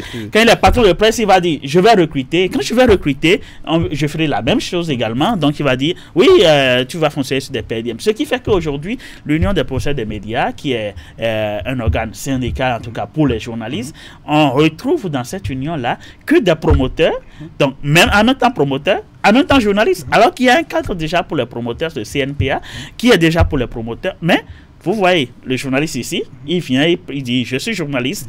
Il y a d'autres réunions aussi, il va au niveau de CNPA, il dit, je suis promoteur parce que j'ai un organe de presse. Donc, dans ce contexte-là, comment ça peut fonctionner? Pour ça, il dit, c'est nous les aspects. On a vu nos aînés qui sont quand même dans les sièges au niveau de pouvoir. On a vu ces gens-là qui défendaient bien sûr la corporation. Mais aujourd'hui, qu'est-ce qu'il y en a? Les réformes sont là, la HAC va encore réfléchir. Peut-être qu'on va les sortir un jour pour les exécuter. D'accord, on va changer de sujet très rapidement avec vous, Josaphat Da Bolino. Le gouvernement a été une fois encore interpellé sur le cas Rekia Amadougou Joël Aïvo devant la représentation nationale. En attendant de parler de la session qui va s'ouvrir demain, comment appréciez-vous la démarche des démocrates? Non, mais c'est tout à fait normal. Ils sont des députés. Ils ont été élus pour représenter le peuple. Ils ont été élus pour porter la voix du peuple en toi de leur mandat. Et quand vous êtes dans une circonscription, vous êtes peut-être dans la 20e circonscription, vous êtes élu, vous n'êtes plus député de cette circonscription seulement. Vous êtes député national. Ouais. Donc vous devenez un député du Bénin. Parce qu'on ne veut pas dire député provincial. On n'a pas de province ici au Bénin. Donc, les députés ont voulu jouer leur rôle. Le rôle du député, c'est bien sûr le contrôle de l'action gouvernementale, c'est bien sûr l'adoption des lois au niveau du Parlement. Donc, ce sont les deux rôles principaux du député. Maintenant, le député qui décide d'interpeller le gouvernement, ça fait partie du contrôle de l'action gouvernementale. Mais pourquoi il y a ceci, pourquoi il y a cela? La démarche, je trouve que cette démarche-là, ça ne devait pas être seulement pour les députés de l'opposition. Les députés de la mouvance également peuvent dire, oui, effectivement, c'est quand même des Béninois. Ben, nous sommes tous des Béninois. Nous n'avons qu'une seule patrie, qu'une seule nation. Et nous ne sommes qu'un seul Béninois. Donc, les députés, même de la mouvance, peuvent dire, oui, effectivement, on entend des bruits de couloir, on entend des bruits de boîte, on entend ceci, on entend cela, mais le gouvernement, venez vous expliquer qu'est-ce qu'il y en est réellement. Donc, c'est à leur juste titre. Les démocrates ont voulu faire ce pas. Maintenant, c'est fait. On attend véritablement les réponses du gouvernement, mais vivement que le gouvernement se présente parce qu'il y a beaucoup de questions adressées, il y a beaucoup d'interpellations. Il y a aussi la proposition de loi d'amnistie. Hein, oui, tout à fait, c'est dans le même siège, mais j'ai un peu peur par rapport à cette proposition de loi. Oui. C'est vrai que dans un autre pays, au Sénégal, pour ne pas le nommer, on a vu, c'était un projet de loi, donc porté par le gouvernement. On aurait beaucoup aimé que ça soit pour l'unité, la cohésion nationale, que ça soit également un projet de loi au Bénin, mais malheureusement, ce n'est pas encore le cas, c'est une proposition de loi. Je dis j'ai un peu peur pour cette proposition de loi. Pourquoi? Parce que ça a été programmé déjà en janvier, si je me trompe, et la commission, qui est quand même le bras technique de l'Assemblée nationale, la commission des lois, a rejeté. Donc, il a donné une fin de non-recevoir, bien sûr, à cette proposition de loi. Ce qui veut dire qu'il y a des choses à corriger, il y a des choses à revoir. Mais puisque les textes autorisent le président de l'Assemblée nationale de programmer la loi, même si elle est rejetée au niveau de la commission, je crois que c'est une chance qu'on donne. C'est pour ça que je dis j'ai peur, parce qu'on arrivera également au niveau de la plénière, il y aura des débats, mais finalement on va dire oui, on rejette également au niveau de la plénière. Mais ce que je trouve qui est bien, à part bien sûr cette petite peur-là, ce que je trouve qui est également bien, c'est que la loi peut être également réexaminée. Réexaminée, et que ce serait une occasion pour les députés de la mouvance présidentielle d'apporter leur touche. Parce que la commission l'avait rejeté compte tenu bien sûr de certaines anomalies, compte tenu de ces choses soit à lever, à ajouter. Donc je crois que le président de l'Assemblée nationale a donné la possibilité à tous les députés maintenant de se prononcer. Aux députés démocrates, à celui qui a proposé la loi, de se défendre, de présenter les arguments. Est-ce que ça va prospérer? Puisque le chef de l'État l'avait dit à la faveur de l'audience qu'il a accordée à une délégation donc, du Parti des démocrates, même si le Parlement était à 100%, les démocrates, cette loi ne peut être votée. Oui, mais il a dit techniquement. Techniquement. Il a dit techniquement. Oui. Mais techniquement parce qu'on a inclus peut-être les exilés, on a exclu ceux-là qui sont en prison, on a exclu beaucoup d'autres choses. Oui. C'est pour ça qu'il dit que c'est une chance, une nouvelle chance donnée aux députés de la mouvance présidentielle et de l'opposition également, parce que la loi désormais programmée en plénière, ils pourraient quand même apporter leur touche. Et je crois que ce sera l'occasion pour la mouvance présidentielle de dire oui, nous ajoutons ceci, nous retranchons ceci, nous enlevons ceci, nous complétons ceci. Donc, prenez la loi maintenant, rédigez à nouveau et réintroduisez la loi au niveau de la commission. Je crois que c'est ce chemin-là, on va dire, désormais le peuple va applaudir pour dire, oui, les députés se sont unis autour de l'idéal commun pour l'intérêt du Bénin, et la loi a été réintroduite au sein de la commission des lois, qui va maintenant peut-être valider ou rejeter, et ça va passer sur le cours normal. Mais quand ça finit ce processus, c'est qu'il y a également l'autre étape qui est la conformité à la Constitution. Si éventuellement la Cour déclare conforme, ça reste le grand jeu. Ouais. Le grand jeu, c'est avec le chef de l'État, qui avait entre-temps dit que techniquement, que lui, il ne voyait pas la réussite de cette loi. Mais s'il y arrivait, en tout cas, pas miracle ou pas union, ou pas sursaut patriotique, et qu'on arrive à trouver, à mettre cette loi sur la table du président de la République, il y a deux choix. Soit promulguer à temps pour libérer les gens avant 2026, ou faire venir les exilés avant 2006, ou attendre jusqu'à la veille et promulguer, parce qu'il n'y a pas un délai qui l'oblige véritablement à promulguer la loi. Donc, je crois que ces deux options-là sont faisables, et pour me répéter, c'est une chance et pour les députés de l'opposition et pour les députés de la mouvance de revoir un peu le contenu, de proposer quelque chose de nouveau, et qu'ensemble, ils puissent tous porter et adopter. Josaphat Da Bolino, éditeur à Pesachek, premier média indigène de vérification des faits en Afrique. Merci pour ces analyses. Une fois encore, bon retour sur le plateau. Merci, c'est un plaisir. On se retrouve dans quelques semaines. Tout à fait. Une très bonne journée à vous. Mesdames et messieurs, on va finir avec notre dernier rendez-vous. C'est avec notre artiste de la semaine. Credo est avec nous.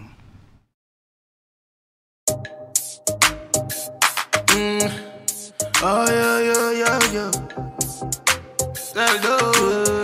S-Bling on the track. Akbade jedo to no ya ku de do uma. Wan yi si o unde wa ibo na uma. Guma. No do se no bi no golo we kula boda. Me do bono wada ji e golo. No flimbe no venu miawa inkuto dia no sanu miawa no sanu medevo umbada mini da khogbo wanu be no venu mikuna jomida ba wa follow me metundo nye kwa kono kola bi no funu mi unsagbaza chebi jo ba wa follow me unsagbaza chebi jo ba wa follow me etedo je t'aime masada numyo tanu ko khawe masada numyo mere masada numyo mere masada numyo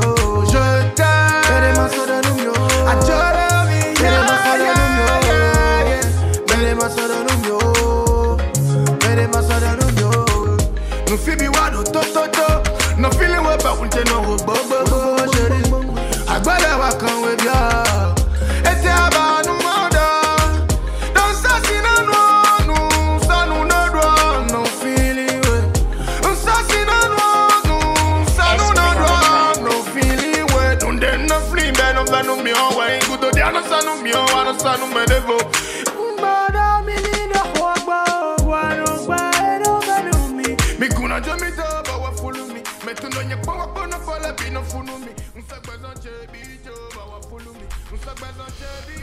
Goumet de Credo, notre artiste de la semaine, c'est lui qui nous fait l'amitié d'être avec nous sur le plateau du grand format. Bonjour, bonne arrivée. Bonjour Ibé. Comment vous portez? Super bien vous-même. C'est un plaisir de vous avoir sur ce plateau. Il y a longtemps qu'on a cherché à vous avoir. Carrément. Donc ça fait plaisir d'être là. Oui, plaisir partagé. Alors, on va dire que vous êtes né dans une famille d'artistes. La musique, en quelque sorte, s'est imposée, on va dire, à vous, lorsque vous avez une famille de musiciens, exact. Lorsque vous avez des oncles qui sont instrumentalistes, lorsque vous avez une grand-mère qui est très douée en musique, qui sait bien écrire les textes. J'espère que ça devient, en quelque sorte, une école. Exactement, ça a été mon école. Et puis, ça vous forme en tant qu'artiste. Exactement. Aujourd'hui, comment est-ce que vous évaluez votre parcours depuis que vous avez commencé? Je suis très reconnaissant à Dieu de m'avoir donné déjà cette base qui m'a permis de prendre l'orientation là. Je suis reconnaissant envers Dieu parce que c'est pas évident. Il y a des tas de personnes qui ont eu cette base, mais qui n'ont pas fait ce genre de parcours. Tout à fait. On n'est pas encore là où on doit être. On n'est pas encore là où on a rêvé être. Mais on continue de travailler dur pour aller vers où on a rêvé. Voilà, exactement. D'accord. Alors, quand les oncles finissent leur répétition, c'est en ce moment que Credo, lui, il profite pour faire son apprentissage en solo. Ah, vous avez les infos, vous. Quel était votre instrument préféré en ce moment? La chose que j'avais, c'était il y avait de tous les instruments. Donc, moi, je touchais à tout à la base. Et ça a permis de développer l'imagination. Donc, comme je touchais un peu du piano, déjà, je pouvais me faire un peu une petite idée de comment ça sonne le piano. Je touche un peu de guitare, j'ai une idée de comment ça sonne un peu la guitare, comment ça sonne un peu la guitare basse, et ainsi de suite. J'ai touché un peu à tous les instruments. Est-ce qu'en ce moment, le rêve, c'est de devenir... non, c'était surtout pour m'amuser, la passion. J'ai développé ça, mais aujourd'hui, tout ça me sert. C'est terrible. C'est terrible. Tout ça les mêmes instruments, hein, exactement. Vous servent aujourd'hui. Exactement. Ce que j'ai le plus développé à l'époque, c'était l'imagination, au fait. Vous comprenez, j'arrivais à imaginer des sons de basse, des sons de piano, des sons de guitare et tout. Donc voilà. Et puis la grand-mère qui était, on va dire, dans la comédie. Dans la comédie. Était reconnue pour la qualité de ses tests. Exactement. Qu'est-ce que vous avez pu apprendre d'elle? Qu'est-ce que vous avez pu tirer d'elle? Mamie, c'est surtout une école de vie, au fait. Elle m'a donné, en gros, l'amour du prochain et une philosophie, une manière de vie, une manière de penser la vie. Et ça m'aide beaucoup à écrire, à accepter les choses, à pouvoir transcrire ce que je vois autour de moi dans mes chansons, en fait. Beaucoup de mes sons ne sont pas forcément mes vécus. Il y a des morceaux où je parle de vécus d'autres personnes dedans. Et c'est cette école qui m'a permis de faire ce genre de choses aujourd'hui. Et plus tard, vous avez intégré l'internat catholique. Et ça a été un autre monde donc, que vous découvrez. Là, c'est justement là où vous allez approfondir toutes vos connaissances en musique en tant que percussionniste, donc entre autres. Avec quoi êtes-vous sorti de l'internat? Bon, déjà, il faut faire la nuance. Quand j'étais en famille, j'étais beaucoup passion et tout, je touchais aux instruments. Quand je suis allé à l'internat catholique, on nous a appris la musique, la théorie musicale au fait. Claude Auger, tout ça, on savait écrire la musique. Et j'ai intégré la chorale de l'église catholique. Et j'étais percussionniste et tout. Tout ça, là, ça m'a permis à gérer le temps, à travailler plus ce que j'avais déjà depuis la base et tout. J'ai rencontré le rap à l'internat parce qu'à l'internat, il y a beaucoup... Les gens viennent de tout ce qu'il y a comme horizon. Donc, j'ai rencontré le rap à l'internat. J'ai écrit mes premières poésies à l'internat et tout. Donc, voilà, le rappeur est venu de l'internat catholique. Amoureux également de la poésie et de jeux de, exact. Et de jeux mots. Après donc ces petites expériences, on va dire, est-ce que le déclic a commencé avec votre participation au concours MTN Découverte Talent? Pas forcément, je travaille. Vous avez décroché le deuxième prix. Oui, deuxième place. Si. D'accord. Comment est-ce que vous avez passé ces moments? Déjà à partir de l'internat, j'écrivais déjà. Oui. Je suis venu à Cotonou, j'ai intégré le groupe 666. On travaillait déjà, on se regroupait tous les vendredis et puis on rappait. Big up à tous mes gars, big up à Magouillon qui est slammer aujourd'hui.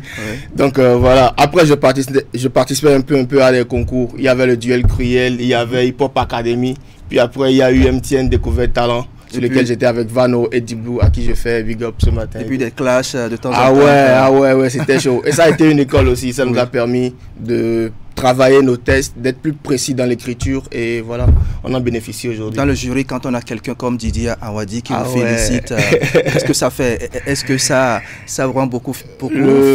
Le jour là, j'étais un peu déçu parce que j'étais quand même en live avec une guitare et je rappelle direct comme ça sur scène.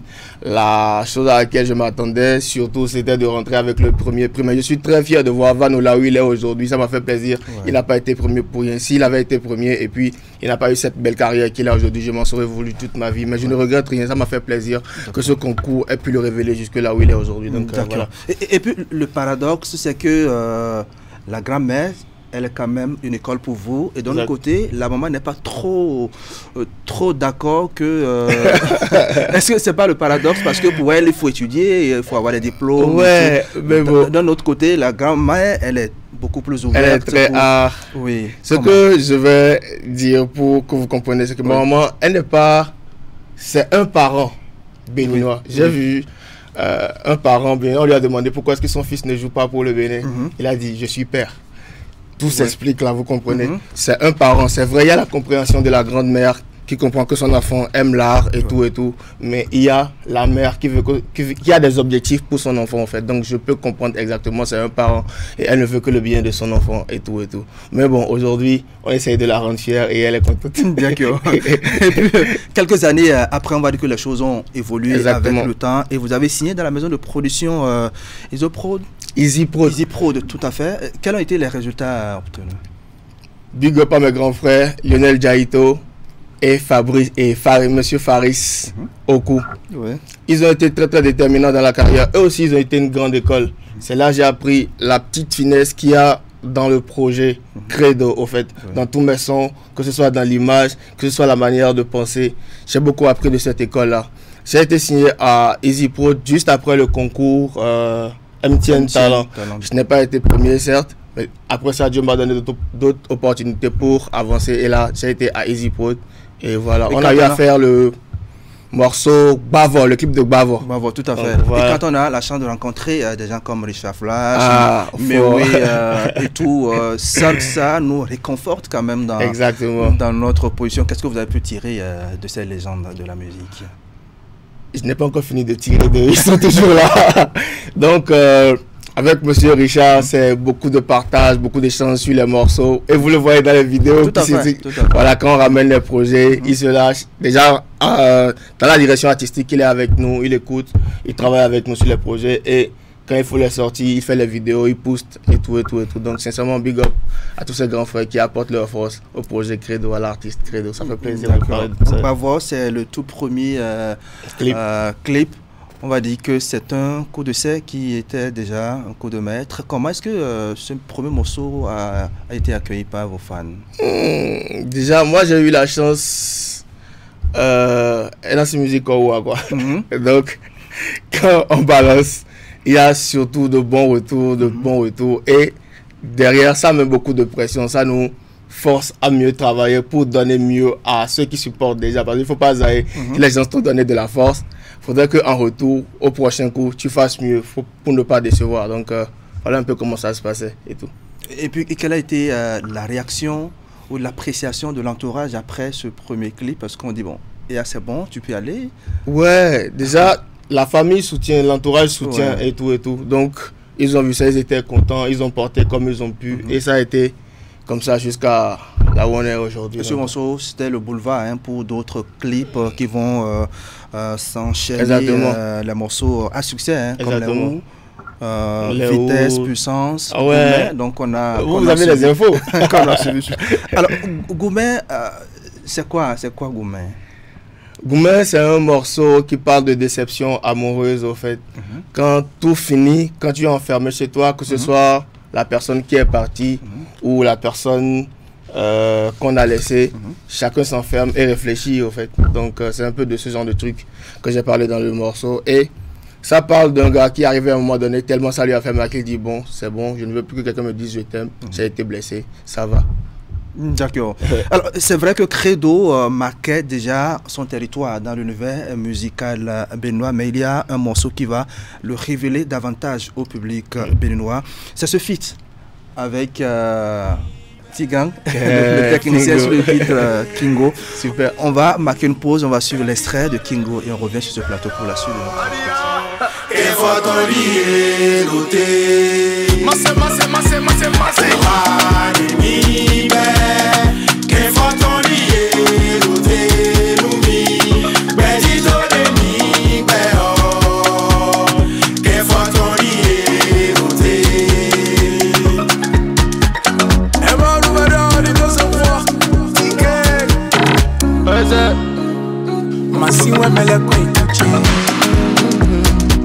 Mais ils ne pourront jamais me toucher. Mais dans la démarche va me toucher. Et de l'étonner va en toucher. Yamala ya ouwa no pe. Nous devons nous dire ouais nous va pouvoir nous no va do ouais nous temps. Les gars de mi jokodo, mi tiri va confier na photo. Non bon que Kingo, c'est le fruit de cette collaboration, cette belle collaboration entre Tigang le technicien et Credo, notre artiste de la semaine qui est avec nous sur le plateau du grand format. Alors, parlez-nous de cette collaboration, comment est-elle née? Déjà, pour ceux qui ne savent pas, tout à l'heure je parlais de Gbavo et c'est là que j'ai rencontré Tigang. Ah ouais. Tigang était figurant dans Gbavo. Si vous regardez le clip, Tigang était figurant dans Gbavo. Donc après le tournage, Tigang est venu me voir et tout. Ah, salut frère, je chante, je suis artiste. Et tout, je voudrais que vous m'aidiez à travailler. Ok, il n'y a pas de souci. Mon producteur de l'époque, monsieur Lionel Diaito, a instruit aussi de travailler avec lui. Donc c'est ainsi on est allé en studio. Je lui ai fait son premier son, Tchaki. Oui. Donc après Tchaki, il y a eu d'autres morceaux, Sommet, jusqu'à vous avez la rockstar que vous avez aujourd'hui. Donc pendant cette période, moi j'étais en pause. Tout le temps que je travaillais avec Tigang, moi j'étais en pause. J'étais plus beatmaker qu'autre chose et tout. Donc ça m'a permis de me concentrer sur des projets tels que lui, tels que Héritier, tels que Ralami et tout, et par la grâce de Dieu. Bon. Est-ce que vous êtes bien conscient du succès ou de la dimension de ce morceau? Bon, quand je sors, c'est terrible. En tout cas, est-ce que vous vous attendiez à ce que ça donne ce résultat quand vous le préparez? Tout à l'heure, quand je vous parlais, je disais qu'à chaque morceau, on met tout ce qu'on a, on donne tout ce qu'on a dans le cœur et tout. Après, c'est le public qui choisit. Donc, on est très très fiers de voir comment ça a impacté les gens et tout. Quel est le message que vous passez à travers ce morceau? Le message à travers Kingo, c'est si tu as été humble, d'accord? Si tu vis tu ne vis pas dans la démesure. Tu te ressaisis, mais pourtant les gens te calomnient. Bon. Ce n'est pas ta faute, ils n'ont qu'à aller scander tout le mal qu'ils disent de toi, tu t'en fous, au fait, toi tu as la conscience tranquille, au fait. Parce que ce n'est pas l'arme pour tuer qu'il manque, au fait. Mais on n'a jamais tué quelqu'un, on est là dans notre coin. D'accord. Et puis voilà. On dit que Credo est très sélectif. Credo ne travaille pas avec tout le monde. Est-ce que c'est de la méfiance? Non, ce n'est pas de la méfiance, c'est surtout, je suis beaucoup cœur, au fait. Je travaille beaucoup par émotif. Voilà, c'est de l'émotion et tout. Si ça ne marche pas, ça ne marche pas. On ne peut pas faire de la magie. Donc voilà un peu pourquoi. Alors, pas de la méfiance. Est-ce que votre cœur est votre source d'inspiration? Exactement. Mon cœur, ouais, exactement. Je suis beaucoup émotion. Alors, comment faites-vous parler votre cœur? À travers la musique. Quand je suis triste, j'écris. Quand je suis content, j'écris. Quand ça va pas, quand je galère, j'écris. Quand j'ai l'argent, j'écris. Aguari Rogoji, Aguako Rogo, no Vivi Severeso. Oui, on va revenir à Vivi. Maintenant, on parlait de ce côté de Credo, beatmaker. Ouais. Alors, qu'est-ce que vous faites? Un beatmaker, c'est l'homme orchestre. Oui. Sauf qu'il ne joue pas d'instrument. Oui. Tu penses à toute la musique, tu te dis, ok, la rythmique va dire ting, kading, kading, ding, ding, ting, kading, kading, ding, ding, kading, kading, kading. Ça, c'est la rythmique de Kingo, par exemple. La rythmique, tu programmes ça. Maintenant, tu penses à la basse qui va faire bang, bang, bang, bang. Tu mets ça dessus, ainsi de suite. Tu as toutes les mélodies, tu mets les roulements. Et voilà, le travail est fait. C'est le travail d'un beatmaker. D'accord. Terre à terre, au fait, pour ne pas entrer dans les termes techniques. Et quels sont les artistes que vous avez déjà accompagnés? Pas mal, hein. J'ai travaillé avec Cessimain, Blaze, Bobo, Tigang, Richard Flash, pour ne citer que ceux-là. D'accord. Et puis, Vivi, c'est on va dire pas le dernier, il y a une surprise derrière. Exact. Pour ceux qui pensent que c'est le dernier en date, il y a quelque chose qui se prépare. Est-ce que le projet a été concrétisé la dernière fois? Credo Frustration? Si, c'est concrétisé. D'accord, on va revenir sur ça. Mais avant, on va parler de Vivi. On va suivre une séquence et puis on revient sur ce plateau. Super.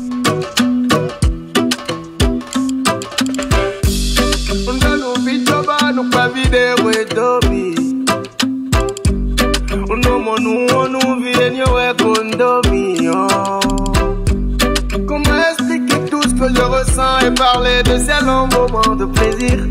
Tout coule autour de moi, tout tourne autour de toi, et c'est toi seul que moi je désire. Oh, gain de soutien, non, c'est vivre du mort. La petite tonne, oui, du midi, alright. La petite fête qui est sauvage. On les n'a pas de vie, bon, non, c'est vivre là. On les n'a pas de vie, bon, non, c'est vivre là. Vivi, c'est vrai.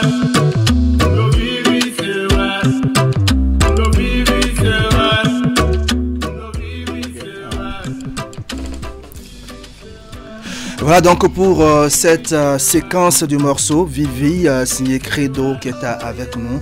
Alors Vivi, ça veut dire quoi? Sucré. Sucré. Ouais. Les images nous renseignent que c'est en quelque sorte de la belle vie où tout le monde est à l'aise. C'est bien ça. Dites ce que vous pensez, après je vous dis. Voilà. En fait, on a tout ce dont on a envie. Et puis nous avons l'entourage qui nous met à l'aise, qui prend soin de nous. Vous parlez en langage codé. Je pense que tout homme arrivé à un moment donné cherche ce petit truc là. En fait, à la base, on court derrière l'argent, mais au fond, on sait juste ce petit moment où tout va bien en fait. Et dans Vivi, le monsieur dont on parle, c'est une Sago qui lui donne ce Vivi là.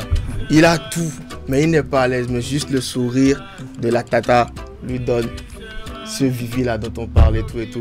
Et on a parlé des belles choses que la tata lui fait et tout, des petits massages avec Vitago sur son 3e pied et tout ça. Donc voilà un peu ce dont on a traité dans Vivi. Et puis dans les images, c'est toute la famille presque toute la famille, représentée. Toute la famille, il y a Crispa, Bobo, Tomblo, Dede, Mr. Yann. Toute la famille était là. Ce sont des retrouvailles. Exact. Big up à tous mes gars, sincèrement, merci beaucoup. Et je vais faire mieux. Déjà sur le projet, vous allez voir dans la vidéo qui a été teasée, il y avait Siano Babassa, T-Gang, Crispa, First King. Les artistes étaient là pour moi sur ce projet. D'accord.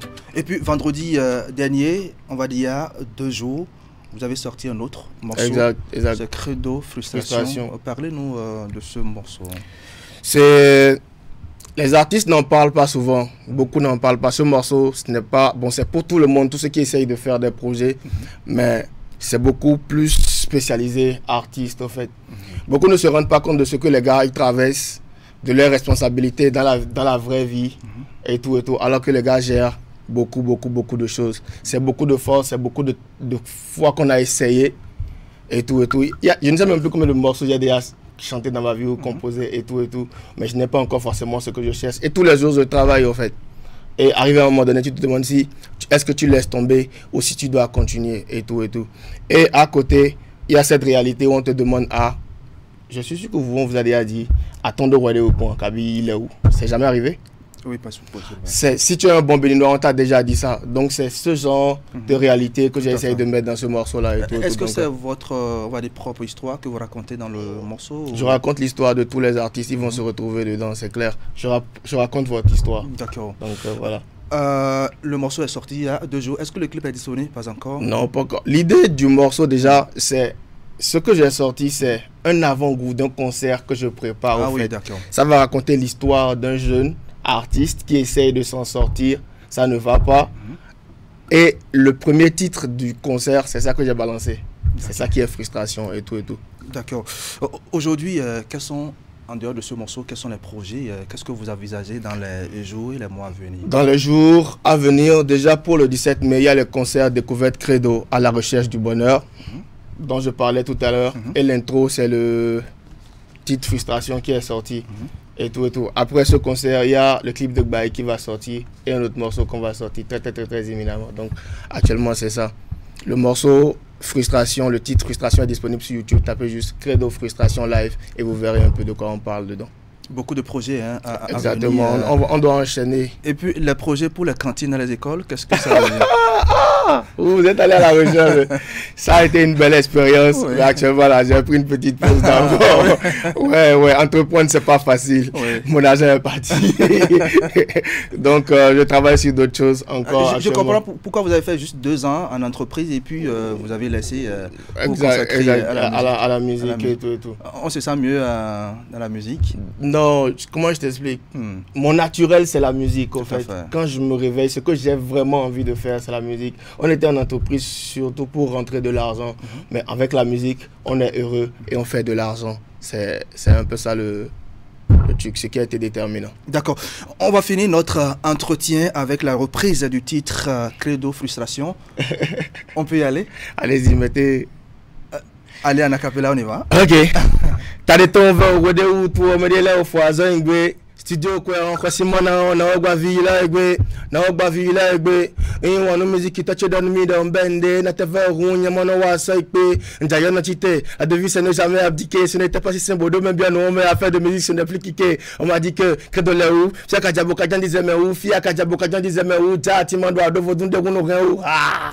Allez écouter le reste du morceau. Credo en direct sur le plateau du grand format. C'était notre artiste de la semaine. Merci beaucoup d'être passé par ici. Et puis ce plateau, il est le vôtre. Vous pouvez revenir quand vous voulez. Bonne chance à vous et beaucoup de courage surtout. Merci. Très bonne journée à vous. Merci. Mesdames et messieurs, c'est ici que s'arrête l'aventure grand format de ce dimanche 14 avril 2024. Merci à vous qui nous suivez depuis le Gozoré. C'est à Savalou. Merci de votre fidélité au programme de Canal 3 Bénin. On se retrouve dimanche prochain pour vous servir avec le même plaisir. Au revoir.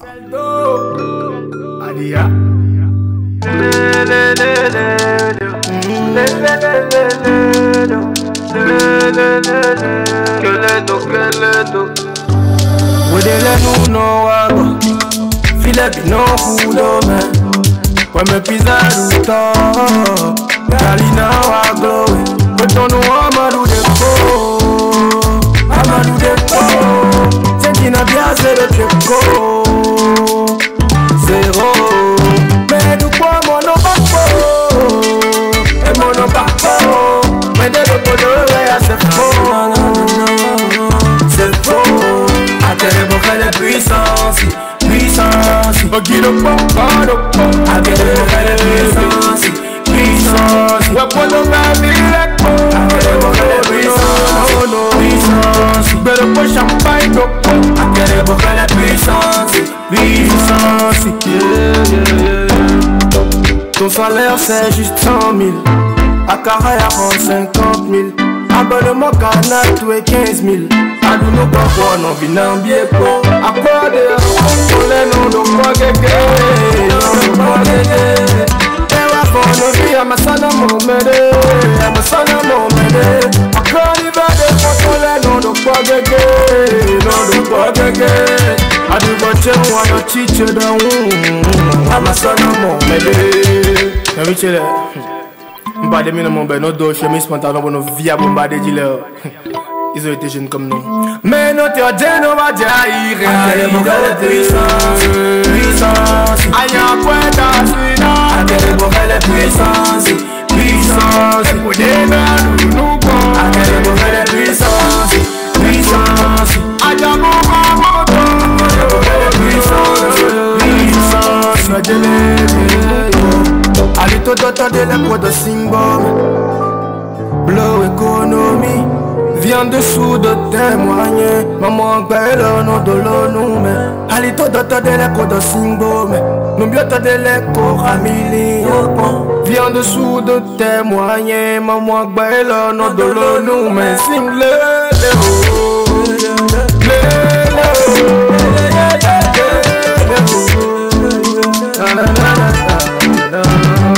Mais gorko ni wazan kwanu Amakado a rundoto Mon ami ce n'est pas forcé Mawa iwe boy yo iteo